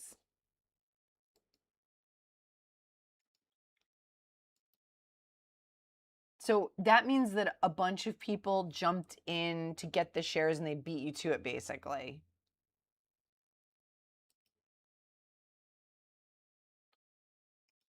Well, remember, no trade is better than a red trade, right?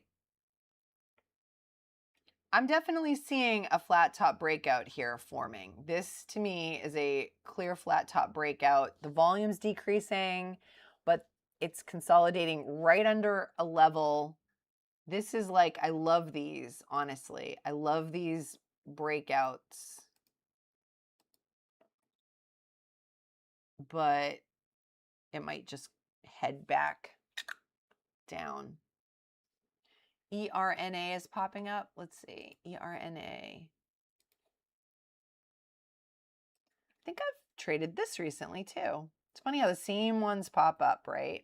Why is my E key sticking? ERNA.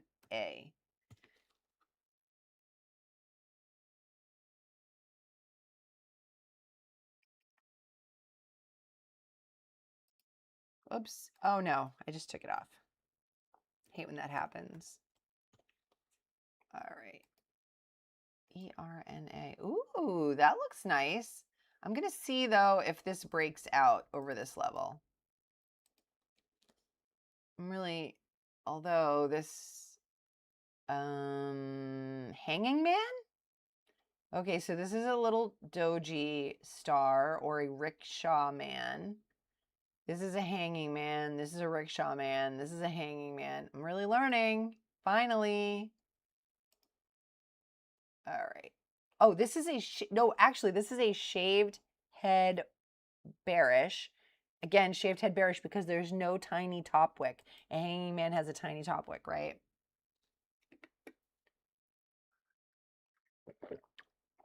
There's always a lag for me in terms of learning. Like this was last week's goal.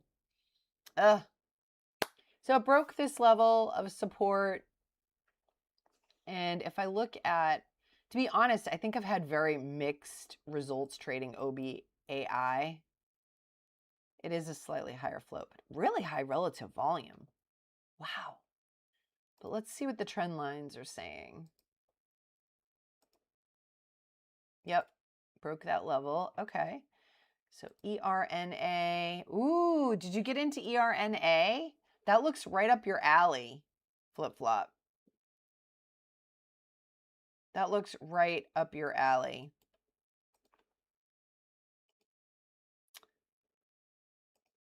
I'll just take these things. I can always put them on after. OBAI. I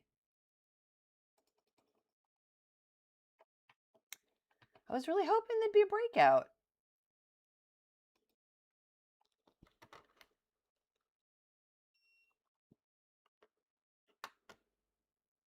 Yeah, I was really hoping there would be a breakout. Oh, here it might be going. It might be trying to do it. But the volume bar isn't really...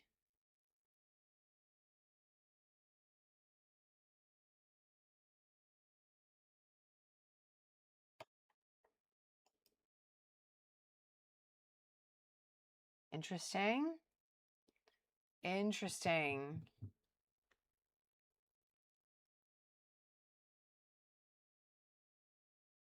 Yeah, the volume's not going up with the green candles.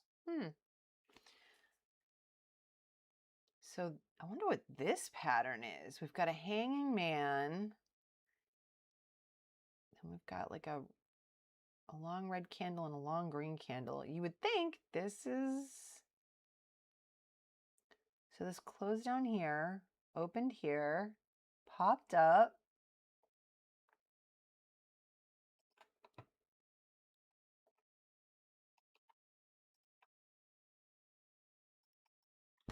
Really trying to see the... Yeah, it is struggling, but I like those... I tend to do well on flat top breakouts, so I thought this was potentially a flat top breakout where the volume's decreasing, but it's sort of consolidating right under a level of resistance. I love those. But now the candles are telling a different story, right? Yeah.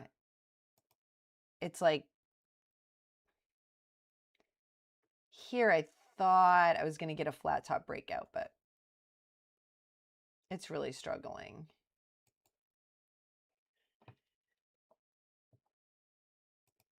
Ooh, ERNA flip flop. I hope you got a good short on that one. ELTX.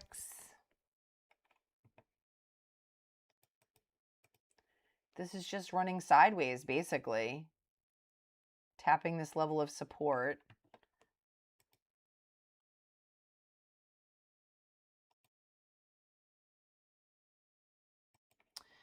So it's almost 9 o'clock. I'm pretty deep in the hole.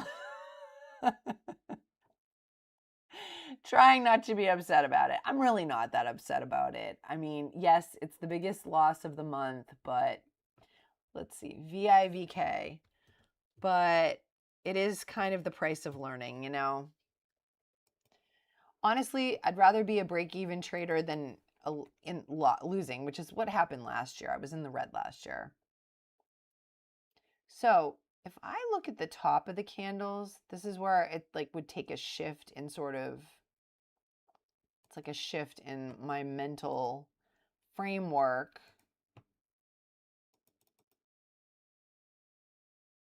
Then I would really be looking at this for the break.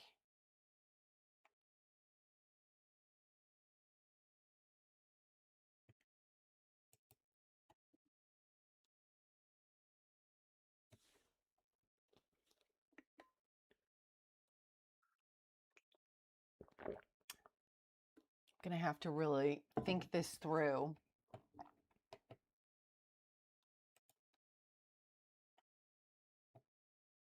OBI, safer to wait for the 142 break.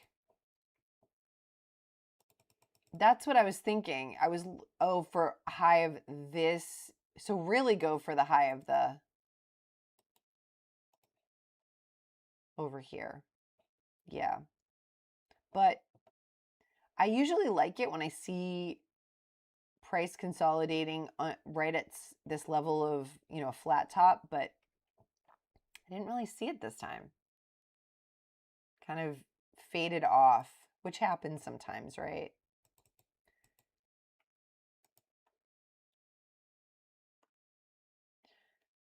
VIVK. This would be a nice reversal trade. Well, I don't know if it's really a reversal trade because here it's consolidating sideways. This is where I'm really trying to, you know, see what's going on. Maybe more learning than trading. Although I would like to get green again today, but I'm not going to hold my breath on that. I'm not going to revenge trade. I can't do that anymore. It really hurts my heart to revenge trade because I always regret it. You know, I'm always like mad at myself for revenge trading because it never works out. Never. I should do a whole video on things that don't work in trading. I may not know what I'm doing, but I know what I shouldn't be doing. Panicking, revenge trading, getting mad and not journaling. I know all the don'ts. I'm really good at the don'ts.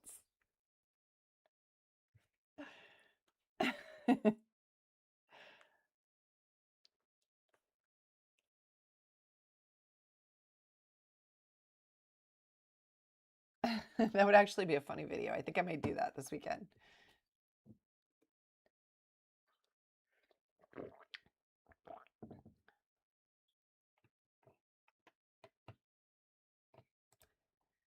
All right, so VIVK. Let's see. I tried to draw a trend line.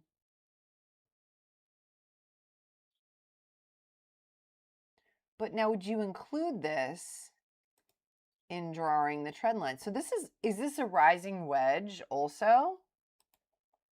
Like,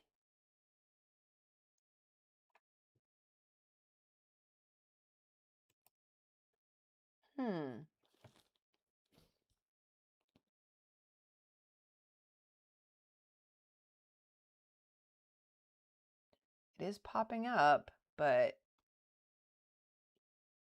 and it has volume. Okay, and there's volume. So VIVK is popping up. Oh, it broke high of day, tapped high of day, really.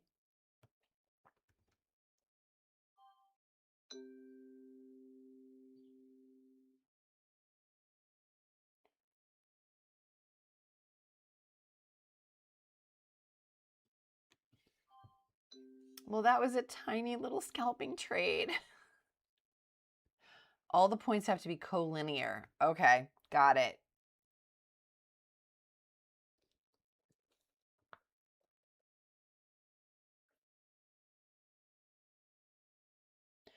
So it can't be this messy wedge here where this topping tail is hanging out. Everything has to be in line. Is that what you mean by collinear? That makes sense. Okay, I just scalped a tiny little trade on that. but I saw some price hesitation and I don't know, I was being really cautious.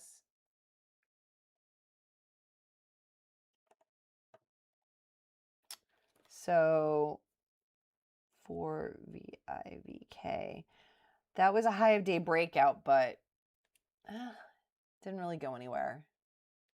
Okay.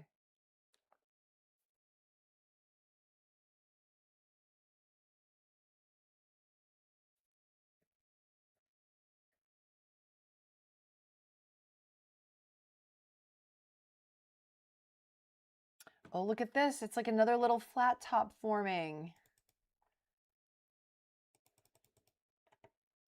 I love those. And it's breaking out.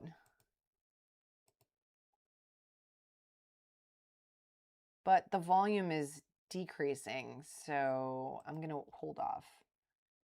The volume is decreasing.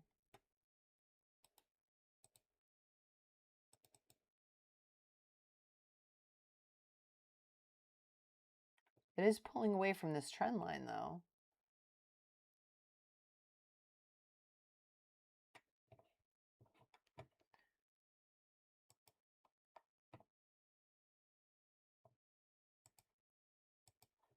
All right, so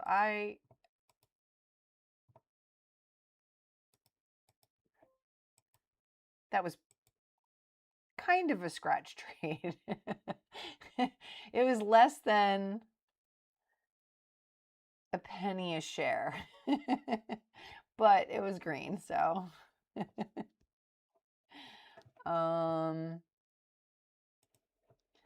Let's see, I'll add import file. I'll add my little green trades. But I'm right to be cautious, right? Because I had a bad trade this morning, 849. Yeah, right here, right? 849. The break of the trend line. Right. Okay, got it. I'm going to be honest though. Okay, so because then you're saying even if it didn't keep going up, it's another wave, right? Okay, got it. Thanks, Stargazer. All right, so I'm just going to journal my other two little trades.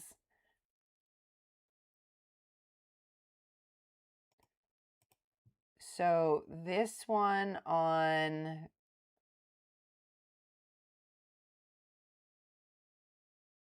the time, there we go. That's accurate. Okay, ICCM, that was a momentum entry. And I'll have to go back and see what the candlestick thing was going on with that. And VIVK high of day. But VIVK was high of day, but I saw price hesitation. Whoops.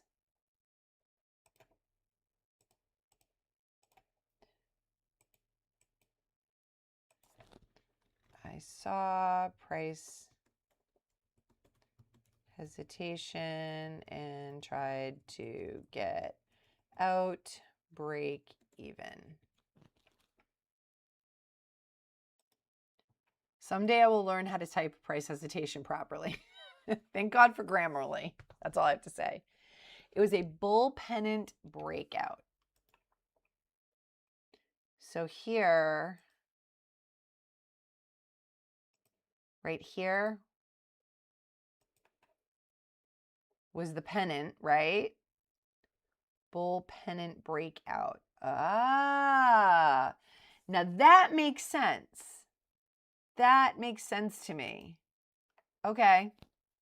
Thank you. All right, I'm going to put that in, bull pennant breakout.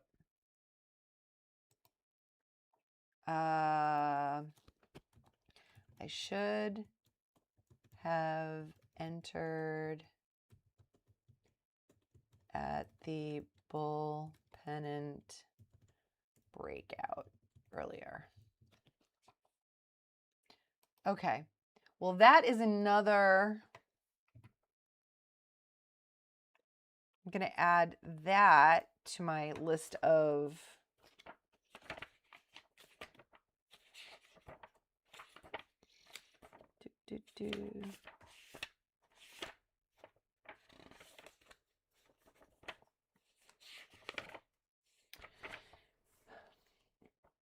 list of things to work on here. Patterns, chart patterns.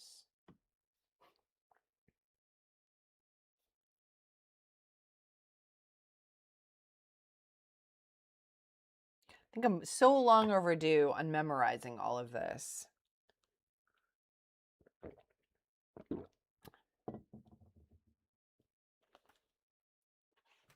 Long overdue. All right.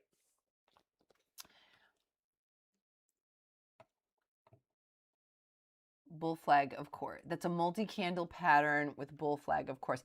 Yes, so the bull flag pullbacks, the bull flag breakouts, you know, that's definitely something that I spent a lot of time on.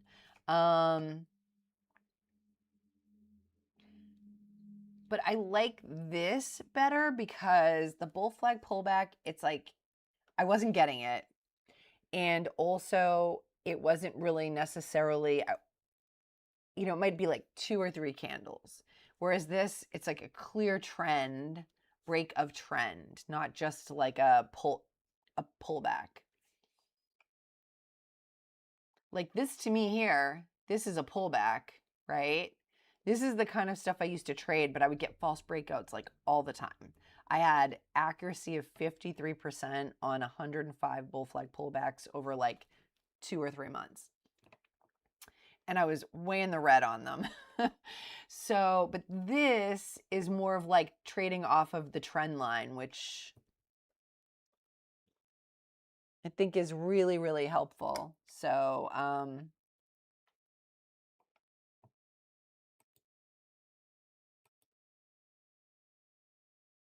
OBAI never really, just kind of faded off the high.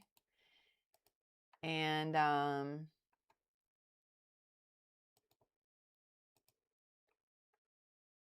yep, broke the trend. So the trend lines are very helpful. I used to do them before, like a long time ago, and then for some reason I stopped. And I felt really good using them, but sometimes I feel like it's hard to focus on too many things at once. So now I'm really happy that I have kind of like a curriculum that I'm running for myself. And I used AI to help me. And so now I have my weekly goal. I don't know if you can see. My weekly goal, my daily goals, which are rotating every week. I've got my principles, right? Quality over quantity, Kaizen, theory of constraints and minimalism. Those are my 4 guiding principles. And then my positive P&L setups that I'm doing well on so far. So I can kind of stick to those.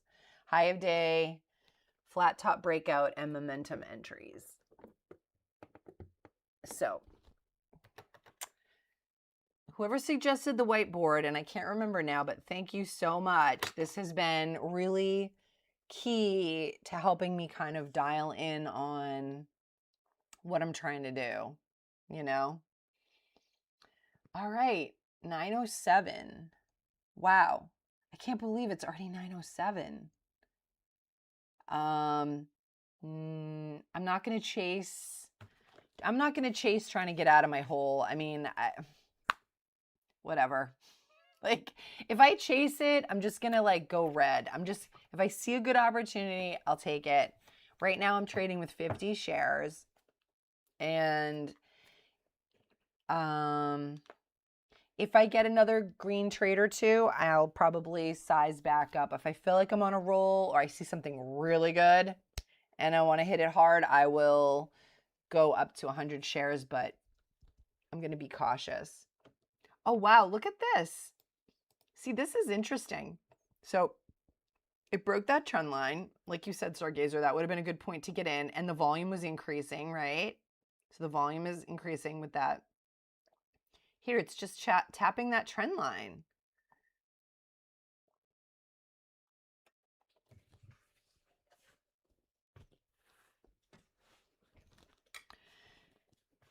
My goal is 1% better every day, and hopefully by next year, I am going to be knocking it out of the park with pattern recognition and all of these fundamentals. That's my plan. Hopefully sooner than that. I need to turn green, guys. But,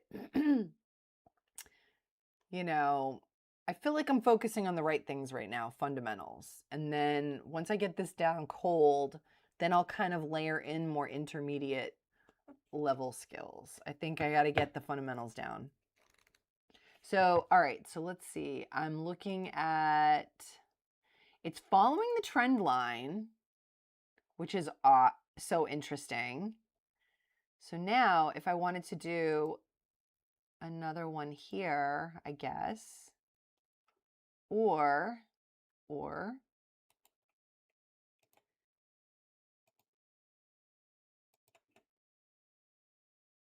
here, I know it's subjective to some degree, but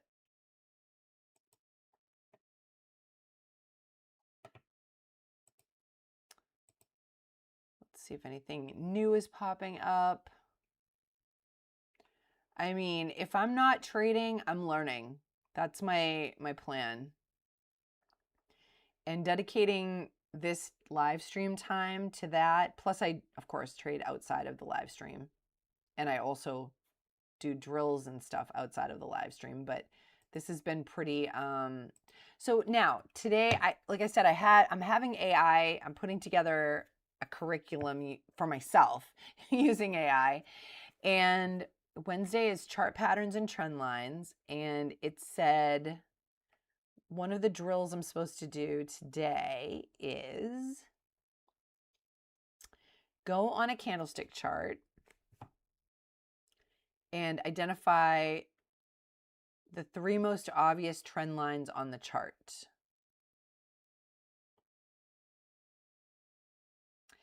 And then leave them on there and look later in the day to see if those trends held, to see if those are obvious trend lines.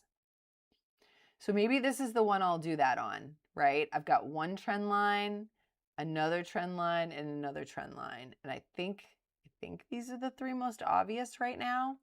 And I can leave it on here and then see. Oh, it said only use if your third line is only if something is obvious. A horizontal line at the most obvious price where the stock stalled or reversed. Oh, I'm supposed to wait for 90 minutes. Okay. So I'll do this after the live stream because I'm supposed to have some time. But it said draw a horizontal line at the most obvious price where the stock stalled or reversed, a prior swing high or low, a diagonal line connecting at least 3 candles high or 3 candle lows, and the third only if something is obvious. Okay. And then I'm also supposed to find a failed bull flag. That won't be hard. I'll just look at a lot of my old trades. Sorry. Not bitter though. Good morning. You're ooh, hey TJ. Oh, TJ. No, I don't. I'm sorry to hear that. That sucks. Stinks. Sorry. Stinks. That's a rough day. That's a really rough day. Yeah, no, I feel bad. I've had big red days before. My swings were bigger before. I know I'm trading with small size now, but I was trading with much bigger share size before this. Yeah, TJ, what were you trading?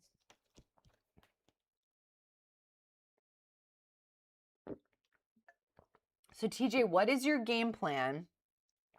I mean, is this a big loss for you? Because like, let's put it in perspective. Like yesterday, Ross Cameron was down 17 grand, but that's not a huge loss for him in this market. And USTI, okay.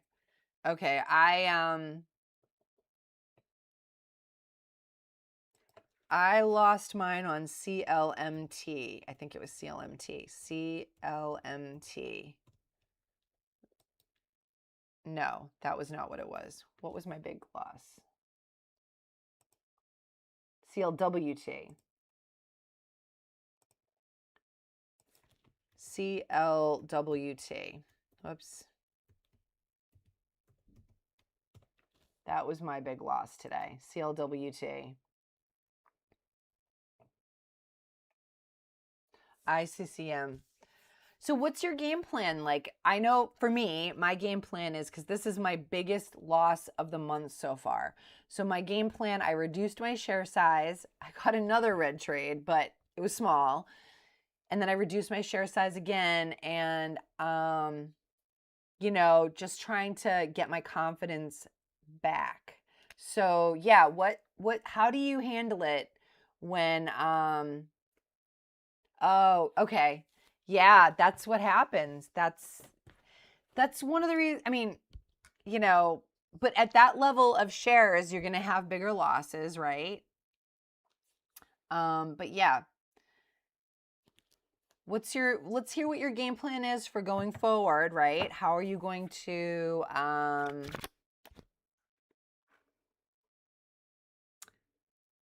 you know, how are you going to manage your recovery, you know? And if anyone has ideas on how to manage recovery after a big loss, please put them in the chat. You know, let's support TJ and give him some suggestions. Okay, so that is big for you. I've had big losses too. Okay, I had a day where I lost like 1,500, which was big for me. And I'm going to be honest, it was really tough. I was still really new, and I called my boyfriend crying. Actually, I'm not even sure he could tell I was crying. He's like, what's going on? But, you know, yeah. So if you guys have ideas on how to, for those of you who are more experienced, if you have ideas on how to recover after a big loss, pop them in the chat, you know, and strategies for recovery so that, you know, what works for one person might not work for somebody else, but maybe something might hit for TJ. And for me, I took a loss this morning too. And, you know, this is a tough business. So, yeah, if you guys have ideas on how you recover. Right now, my plan is reducing share size, and getting some confidence back. Oh, that always gets us. Yes. So jumping in too soon on a green run up. Okay, so yeah, we all do that sometimes. And let's see, ICCM. I've struggled with this too. I've many times. So this one here, right? Yeah, and it just popped down. Got it. So yeah, I think, yeah.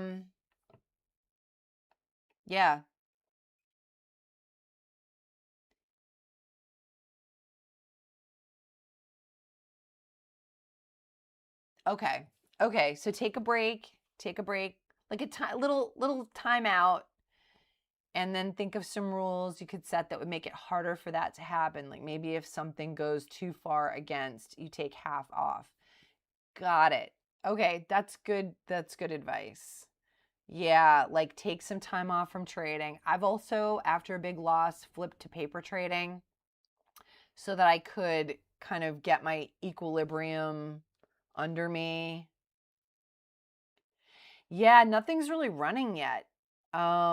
You know, maybe at the market open there might be something, you know. But yeah, I've actually like turned off my my station after a big loss and just shut everything down and gone for a run or something. The other thing I do is when I have a really big green or red trade, I take the time to journal it And that kind of calms me down as well to give me the chance to reset. So hopefully you can find your equilibrium and maybe take another, maybe get another green trade. I'm trying to get my feet under me. So I had my big loss at 100 shares. I reduced my shares to 50, had another red trade, reduced my shares to 25, had a green trade, increased them to 50, had basically a scratch trade. So right now I'm at 50 shares. And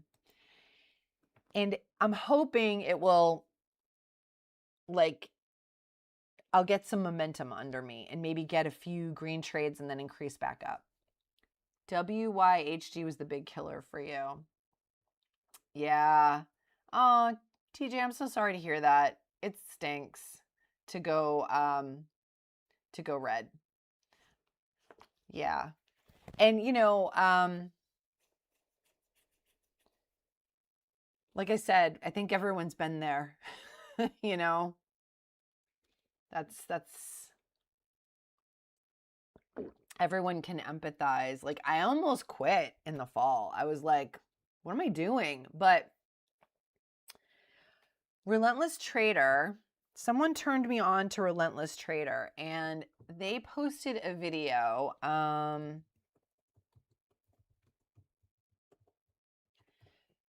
And it was, I think it was called Watch This Before You Quit.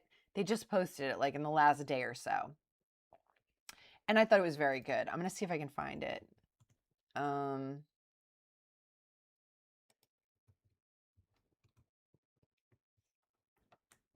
is my key sticking here?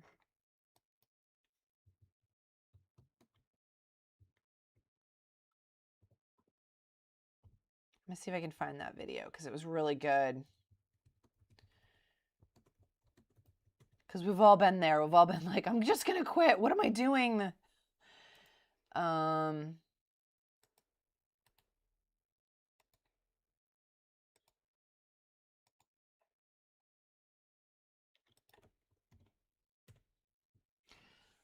You bought 500 shares at 624. It dropped instantly. Oh my God. But you know what? You're better off taking the loss than holding on.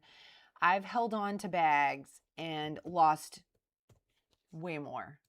Way more. Oh, okay. Oh, you bought close to the top and it just flushed. Oh, that's brutal. Oh my God, that is brutal. Yep. Bought up here and then it just flushed. Yeah, that's really brutal.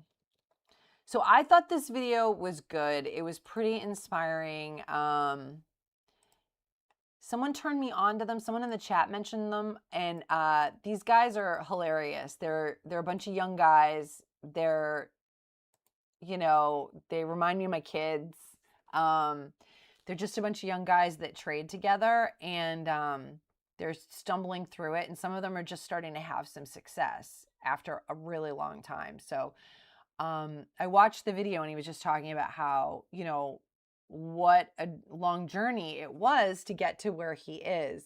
And these are, like, in my mind, anyone under 40 is a kid. They're just kids, but they're, the video was good and inspiring. So that, I put that in the chat. That's rough. So I think flip-flops advice is good too. Like, maybe not now, maybe take a break, but then really analyze the trade, maybe with fresh eyes later or tomorrow, and just kind of, sometimes there's nothing you can do. You could, it's not that you did something wrong. It's just that it went against you. And then other times there might be a lesson in there somewhere, like, let's see. Looks like it's not moving at all. Yeah. Well, it happens to all of us, TJ. So, I think it's like, okay, this is my nerdy side again coming out.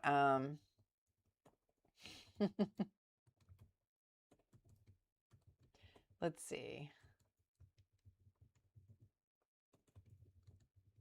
This is one of my favorite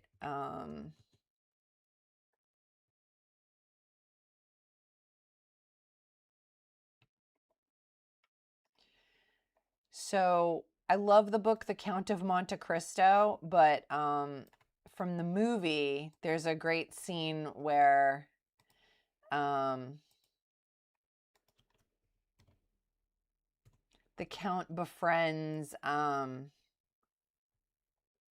oh, it's too long of a quote. The Count befriends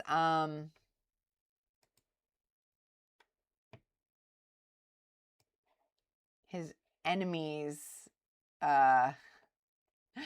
son. Let's see. And you know, life is a storm, my young friend. You will bask in the sunlight one moment, be shattered on the rocks the next. What makes you a man is what you do when that storm comes. You must look into that storm and shout as you did in Rome. Do your worst, for I will do mine. Then the fates will know you as we know you. So I feel like we are definitely in the storm as traders. We're in the storm, right? What not to do.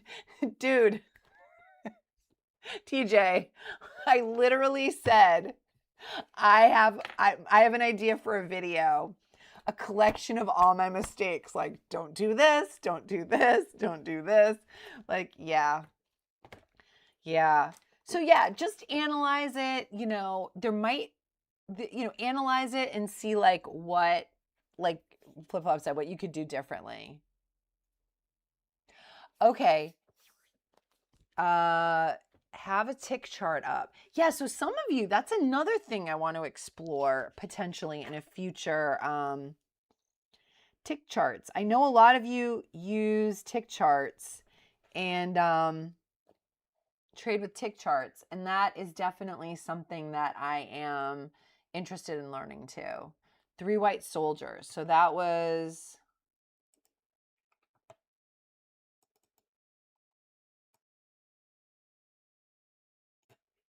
on this one or on the other one? This one on ICCM. 3 white soldiers.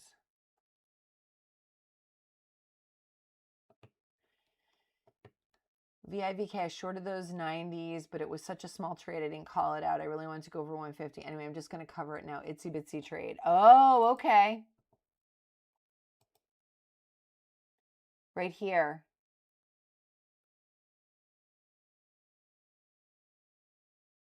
Oh, okay. Well, it's down to 70, so that's good. Market opens in 5 minutes. You know, anything can happen.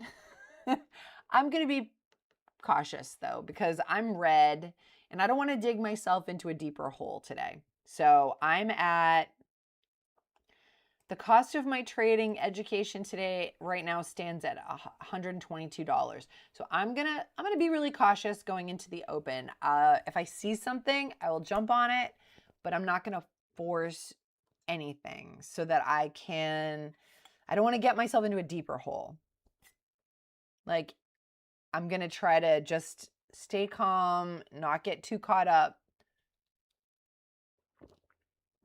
I'm going to try not to be too aggressive unless I see something really obvious. And I'm okay if I get a few more, like another small red trade, I'll just scale back down to 25 shares and I'll just keep scaling down. Like the other day I was trading with 10 shares and that's fine. That's fine.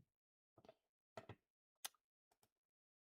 I have to do that, I have to do that.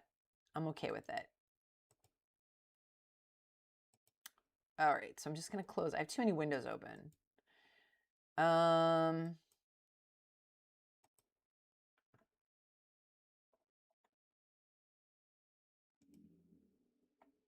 Yeah, we're so close to the open that I'm not going to trade anything now, but I should probably clean up my list.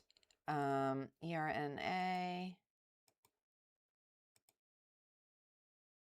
ELTX just kind of went sideways perpetually. OBAI. It did pop up, but I don't know. Not feeling it. I'm not feeling it. VIVK. I'm going to leave this up because of the trend line lesson that I decided I wanted to look at. So I'm working on my trend lines. ICCM, I'm going to take that off. Actually, I'll just write down, did I trade? I did trade VIVK. Okay, so I can find that again. So I'll take that off for now since that's trending down. And CLWT, which is what I traded earlier, I'm going to take that off as well. All right, so I really don't have much up. Let's see, silver's up, S&P.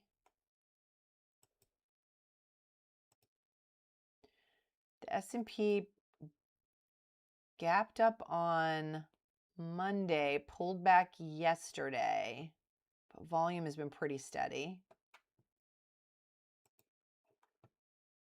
Bitcoin down to 64. I'm glad I unloaded my Bitcoin when I did.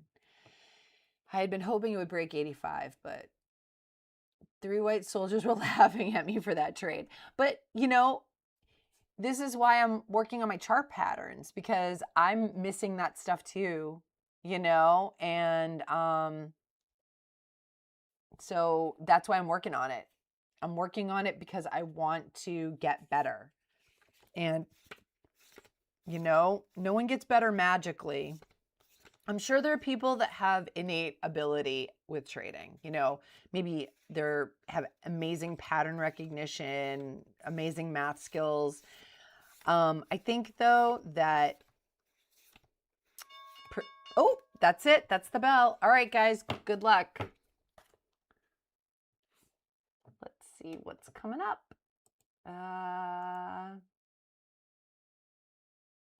Let's see.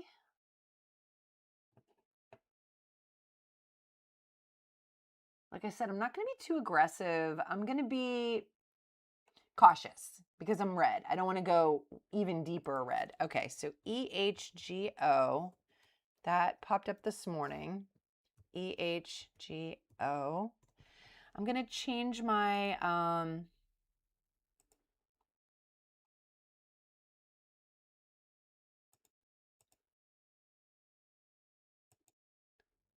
going to look on... so EHGO.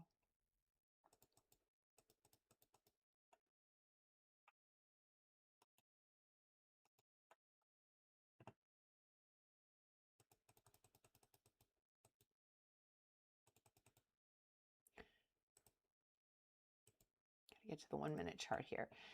All right, so EHGO making a break for it.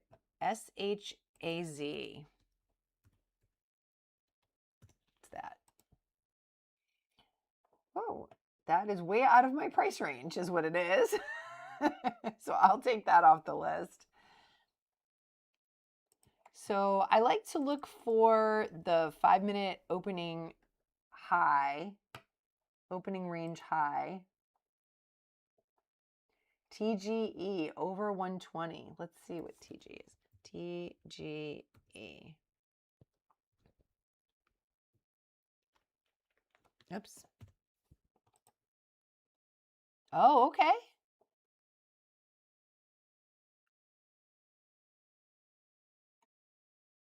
Kind of interested to see if EHGO, this is, wow, this is running up like momentum.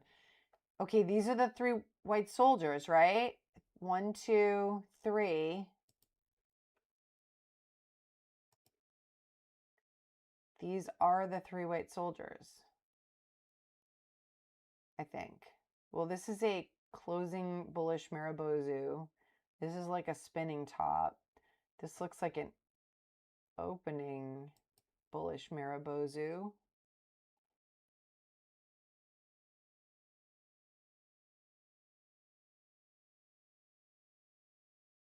I'm seeing lots of volume.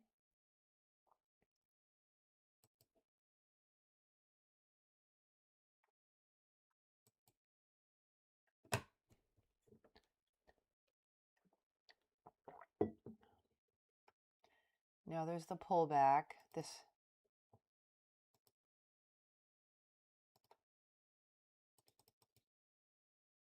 is the high of day, but it's running up more. Wow, this is really running up. I missed this momentum.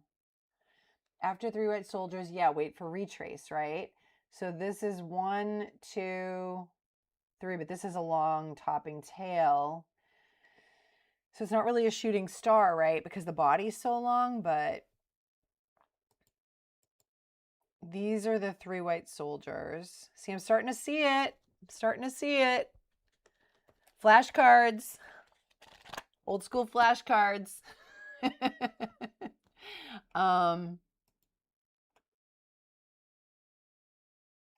Okay, so this is the high so far, but I'm looking to see the 5-minute opening high.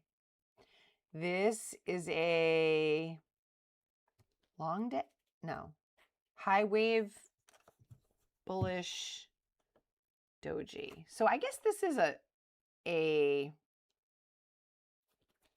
bullish shaved bottom or a shooting star. I'm really getting so deep into this candlestick thing, if you could tell. My kids are like, are you making flashcards? My daughter's making them for her nursing test. So like, she's trying to do the entrance exam. And so we're flashcard buddies right now. And this looks like a potential bearish spinning top. So this is indecision, right? Because the wicks are the same length. And this is a bearish candle. All right, now it's breaking out. Potentially. These are the bull flag. So these are the pullbacks that I used to trade. But this is retracing. EHGO forming a pennant. Right here. Yep, this right here. I used to trade these, but right here.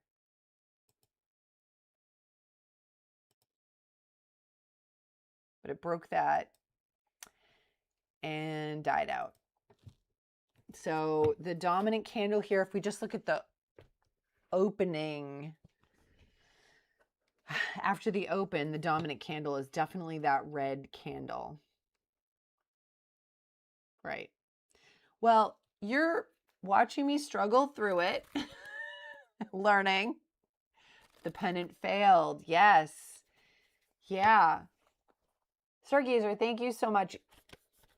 You've been very helpful in helping me learn this. I appreciate it. You're probably like, this poor lady is just stumbling through it, but you know, this is what I got to do, is just get through it.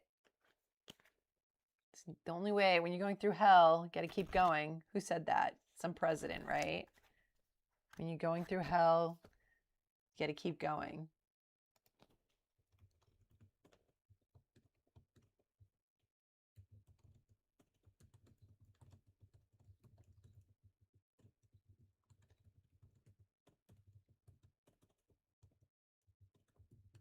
Trying to remember which.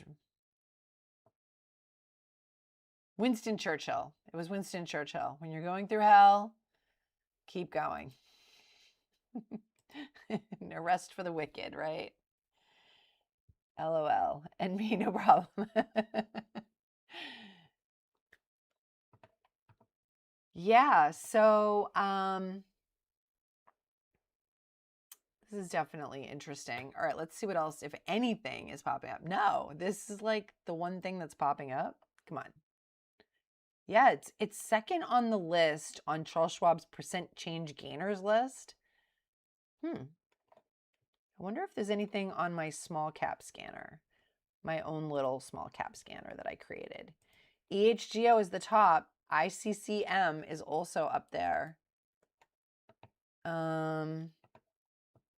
Looks like, now I don't have VWAP on here, but I wouldn't be surprised if this was like either trailing VWAP or whatever, and now it's breaking through. And again, okay, if we look at this, 1, 2, 3 white soldiers, and then, so these are the 3 white soldiers.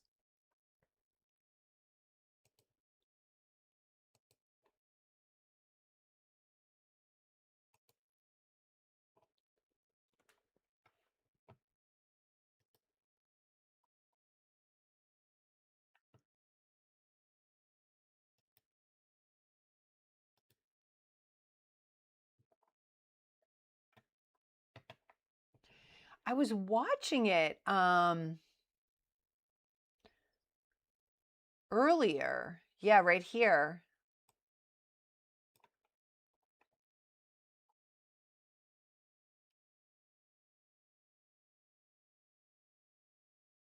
It started at 8 a.m. Yep, way back here.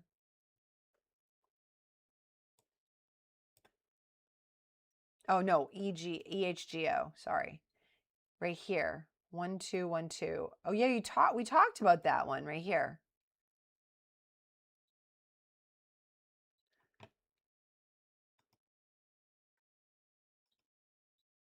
Let's see, ICCM is trying to make a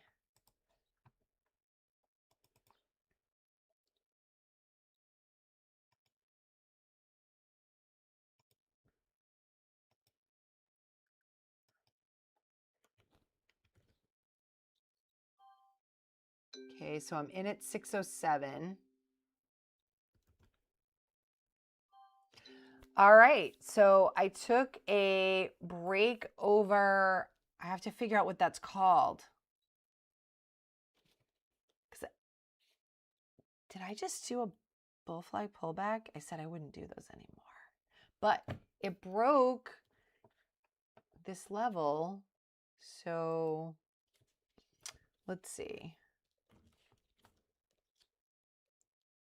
5 ICCM. Huh. I need to figure out what this, like, what I'm going to call this.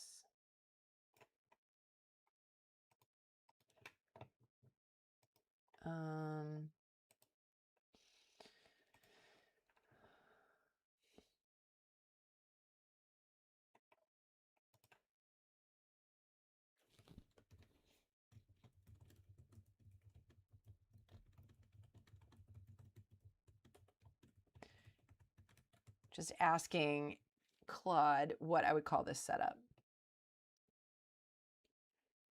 Rising wedge breakout. Rising, this is most accurately a bull flag or ascending wedge breakout. So it is a bull flag. All right, I did a bull flag pullback.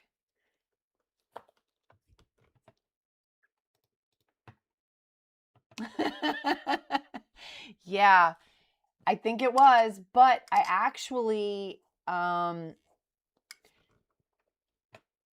this was indecision because it was like, and this was indecision. So this was the pullback. I think I actually traded a bull flag pullback properly. This could happen.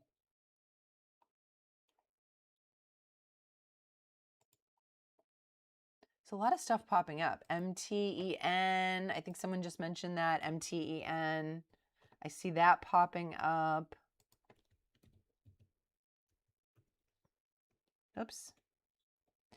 So I am slowly crawling like a primordial fish developing legs. I'm slowly crawling out of my red hole.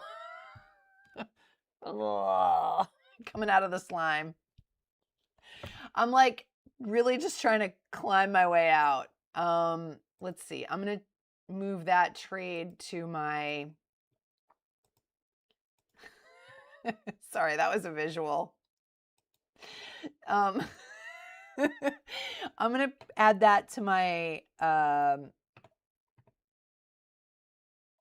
my trades viz and see where I'm at. I'm going to try to climb my way out of the hole here.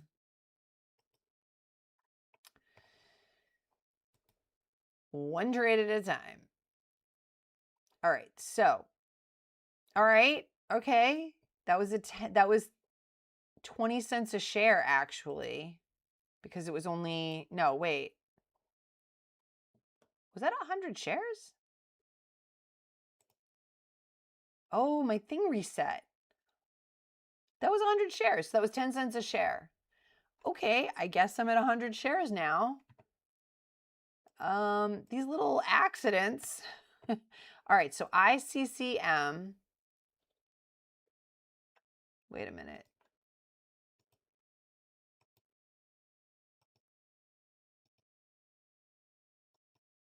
Why shouldn't the timestamp?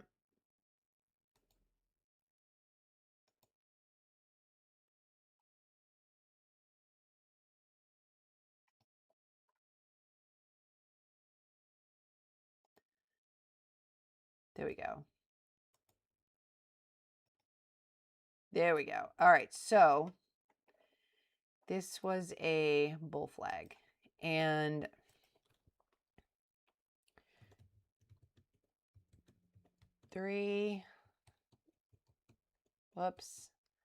white soldiers on the open, waited for a runway rave. Raven the breakout maven.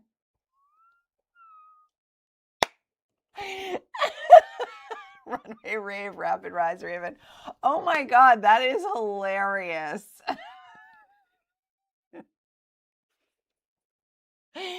What's even funnier is that it just kind of layers, because obviously Raven is like my trading identity. So now I have like an identity, a nickname on top of the identity.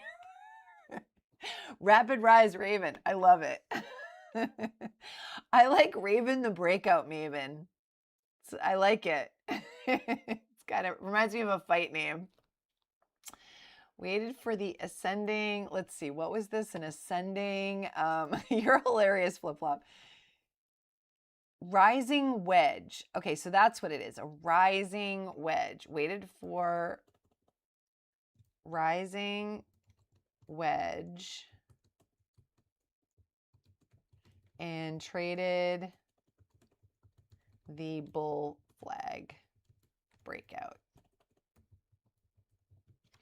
All right. The thing is, this is a setup that I had been working forever and I couldn't get it, but I wasn't looking at it like this. Save and Raven. That's so funny. You guys are hilarious.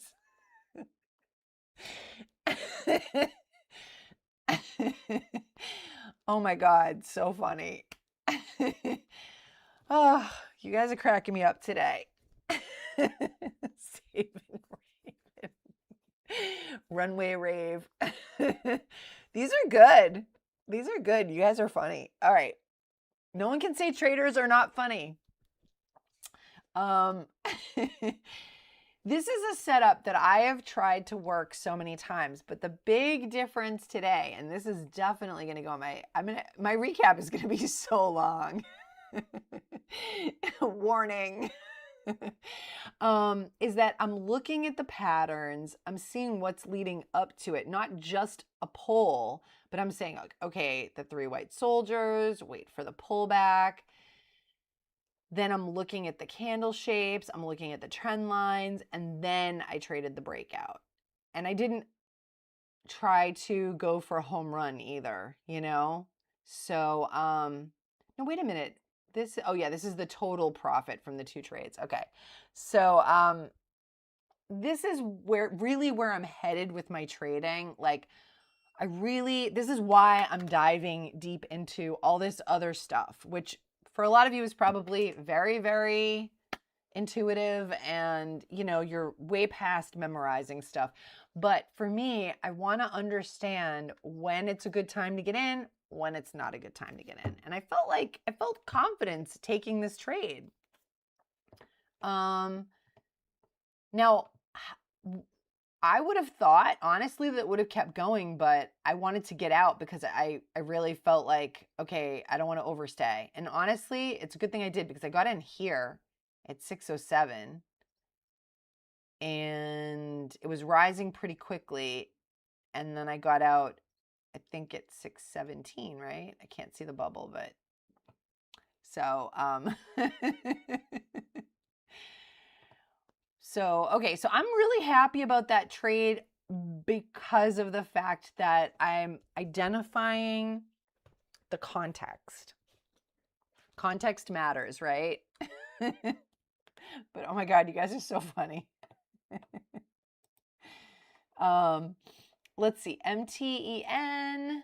Wow, MTEN is halted up. Now, will I trade a halt? This is one of those things that I definitely have been burned in halts before. So, I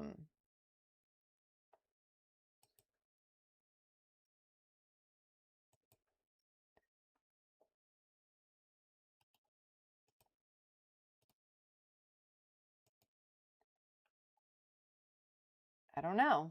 Let's see.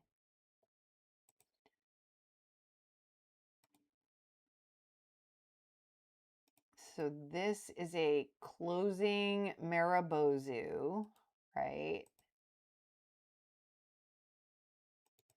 This right here, excuse me, out iron green just over break even. Oh, green is good. ChatGPT gave me this one. Raven the Waven for sale because she made misbehaving.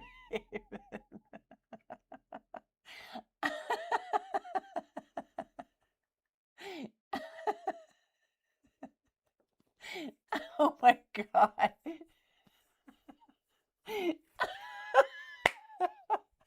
You guys are so funny. Right? Oh my God. I had no idea that Raven would have so many good rhyming opportunities. I didn't even consider that when I was selecting my YouTube identity. My YouTube alias. I didn't even consider that. That is awesome.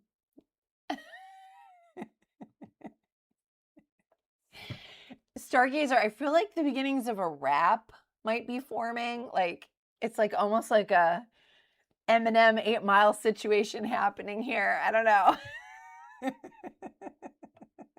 Because she be misbehaving. Like, isn't Eminem famous for saying that he could find something to rhyme with orange? So.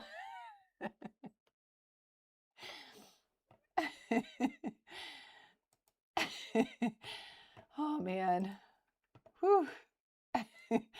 I'm red on the day, but I feel green in terms of the love on the chat.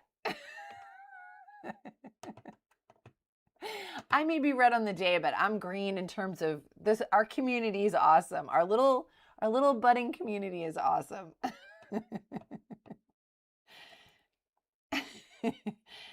Whew, TGE. So I don't know who said TGE. So if it was flip flop, then maybe this is gonna work because this looks like it's heading into the toilet. But MTEN still halted. Kind of curious what's going to happen when MTEN breaks out. EHGO didn't really, big red candle. So this is, again, looking at like what's the dominant candle in the session, this definitely is like the dominant candle here. That's the spirit. Yeah, exactly. I mean, what am I going to do? I'm going to make mistakes, right? Is it Theodore Roosevelt that said the only man who doesn't make mistakes is the man who doesn't do anything? Like, hey, listen, I know I'm big on the quotes, but it's true, right?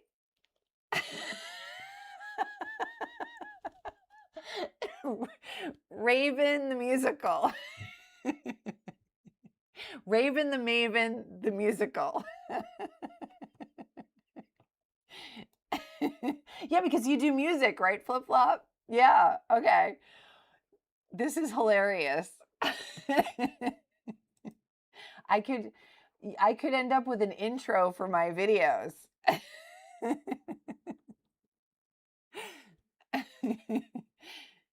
Yeah, the afternoons are slow. So is that when you do your studying? Because like that's what I do, you know, and I do have other things that I do in the afternoons. Like I go to the gym with my daughter, do my lifting, my cardio, whatever, my yard work, my house stuff. And then I work at night sometimes at a gym. So a rappy musical intro. That would be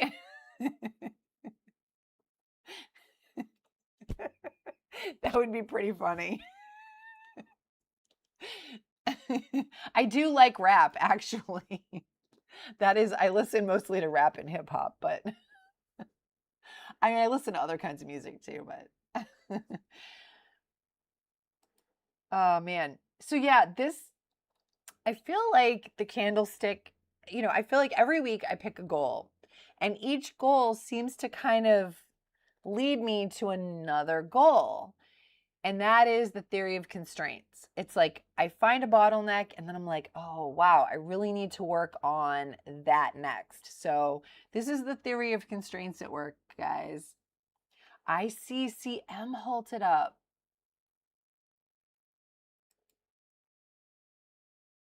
Wow. Okay, so it was going to break this level here. That's interesting. And it halted up right there.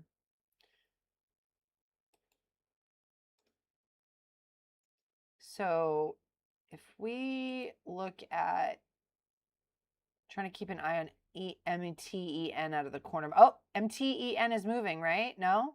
Is it?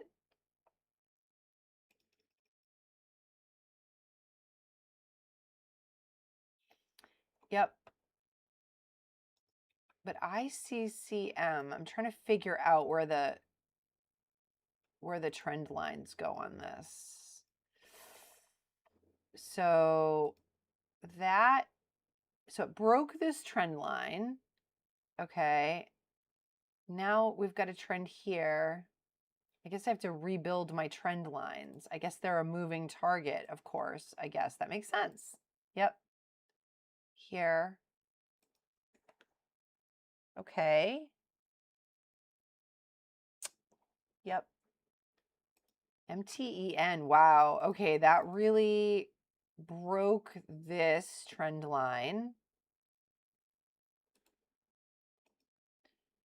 Just really trying to get a sense of. Right. Yeah, we don't want to get any copyright issues. And PG. It's got to be PG because we do have. I checked my viewers, and we do have people under 18 that have popped in, so we want to make sure it's clean. And I'm a mom, In real life, I swear like a dock worker. But I am from Boston. For those of you who've watched those hilarious Dunkin' Donuts ads with Casey Affleck and Ben, what's his name? Casey Affleck and what's his name? Matt Damon. Some of my neighborhood, like people in my neighborhood talk like that, like legit. That's my neighborhood. That's where I grew up. So, but we got to keep it clean. So I also I heard that YouTube will ding you for that too. Like if you swear or put anything untoward on your channel, and that's not what this is about, right? It's about learning and you watching me struggle learning. I hope it's entertaining because, this is the process, this is the process. So guys, I'm almost done with my live stream, and today I am red $112. I don't know why I'm in such a good mood about it, but I had 2 red trade. My first red trade just wiped out my whole day. I'm hoping I can flip green. Now, yesterday I flipped green. Okay, so 1, 2, 3, 4. This is my 5th red day this month, and I have 1, 2, 3, 4, 5, 6, 7 green days. So I'm hoping I'm barely green on the month. I'm at $38. So I'm hoping that I can either reduce my loss later. It's not my biggest red day. This one is my biggest red day. However, I had my biggest loss of the month today. So, right. I have, on all my videos, I have a disclaimer on every single video, but yeah, I might have to add a banner or put, like a lot of YouTubers add a disclaimer screen. I'll probably have to do that, because I have it on every video, like a disclaimer, but I mean, clearly I'm not educating anyone. Like, clearly. I'm up $38 this month. I don't think I'm in any position to educate you. However, I can explain what I'm doing, and even on my weekend videos, they're not educational. I'm explaining what I'm learning and sharing that, and hopefully one day down the road, I will be in a position to, educate, but not there yet, guys. So yeah, so this is a red day so far. This is a break-even month, but hopefully that will flip, All right, guys, I am at 10 o'clock. I have a actually really busy day ahead of me. I also am working tonight. I work at a gym, so I'm working tonight. I have a lot of stuff to do before I get there, so I will get my recap done. I'll get my Substack check-in done, and then I will come back tomorrow to give it another attempt. And if I see anything pop up in between all those other things, I might do a little bit more trading. But my goal is to not dig myself deeper into the hole. So, all right, have a great day, you guys. See you tomorrow.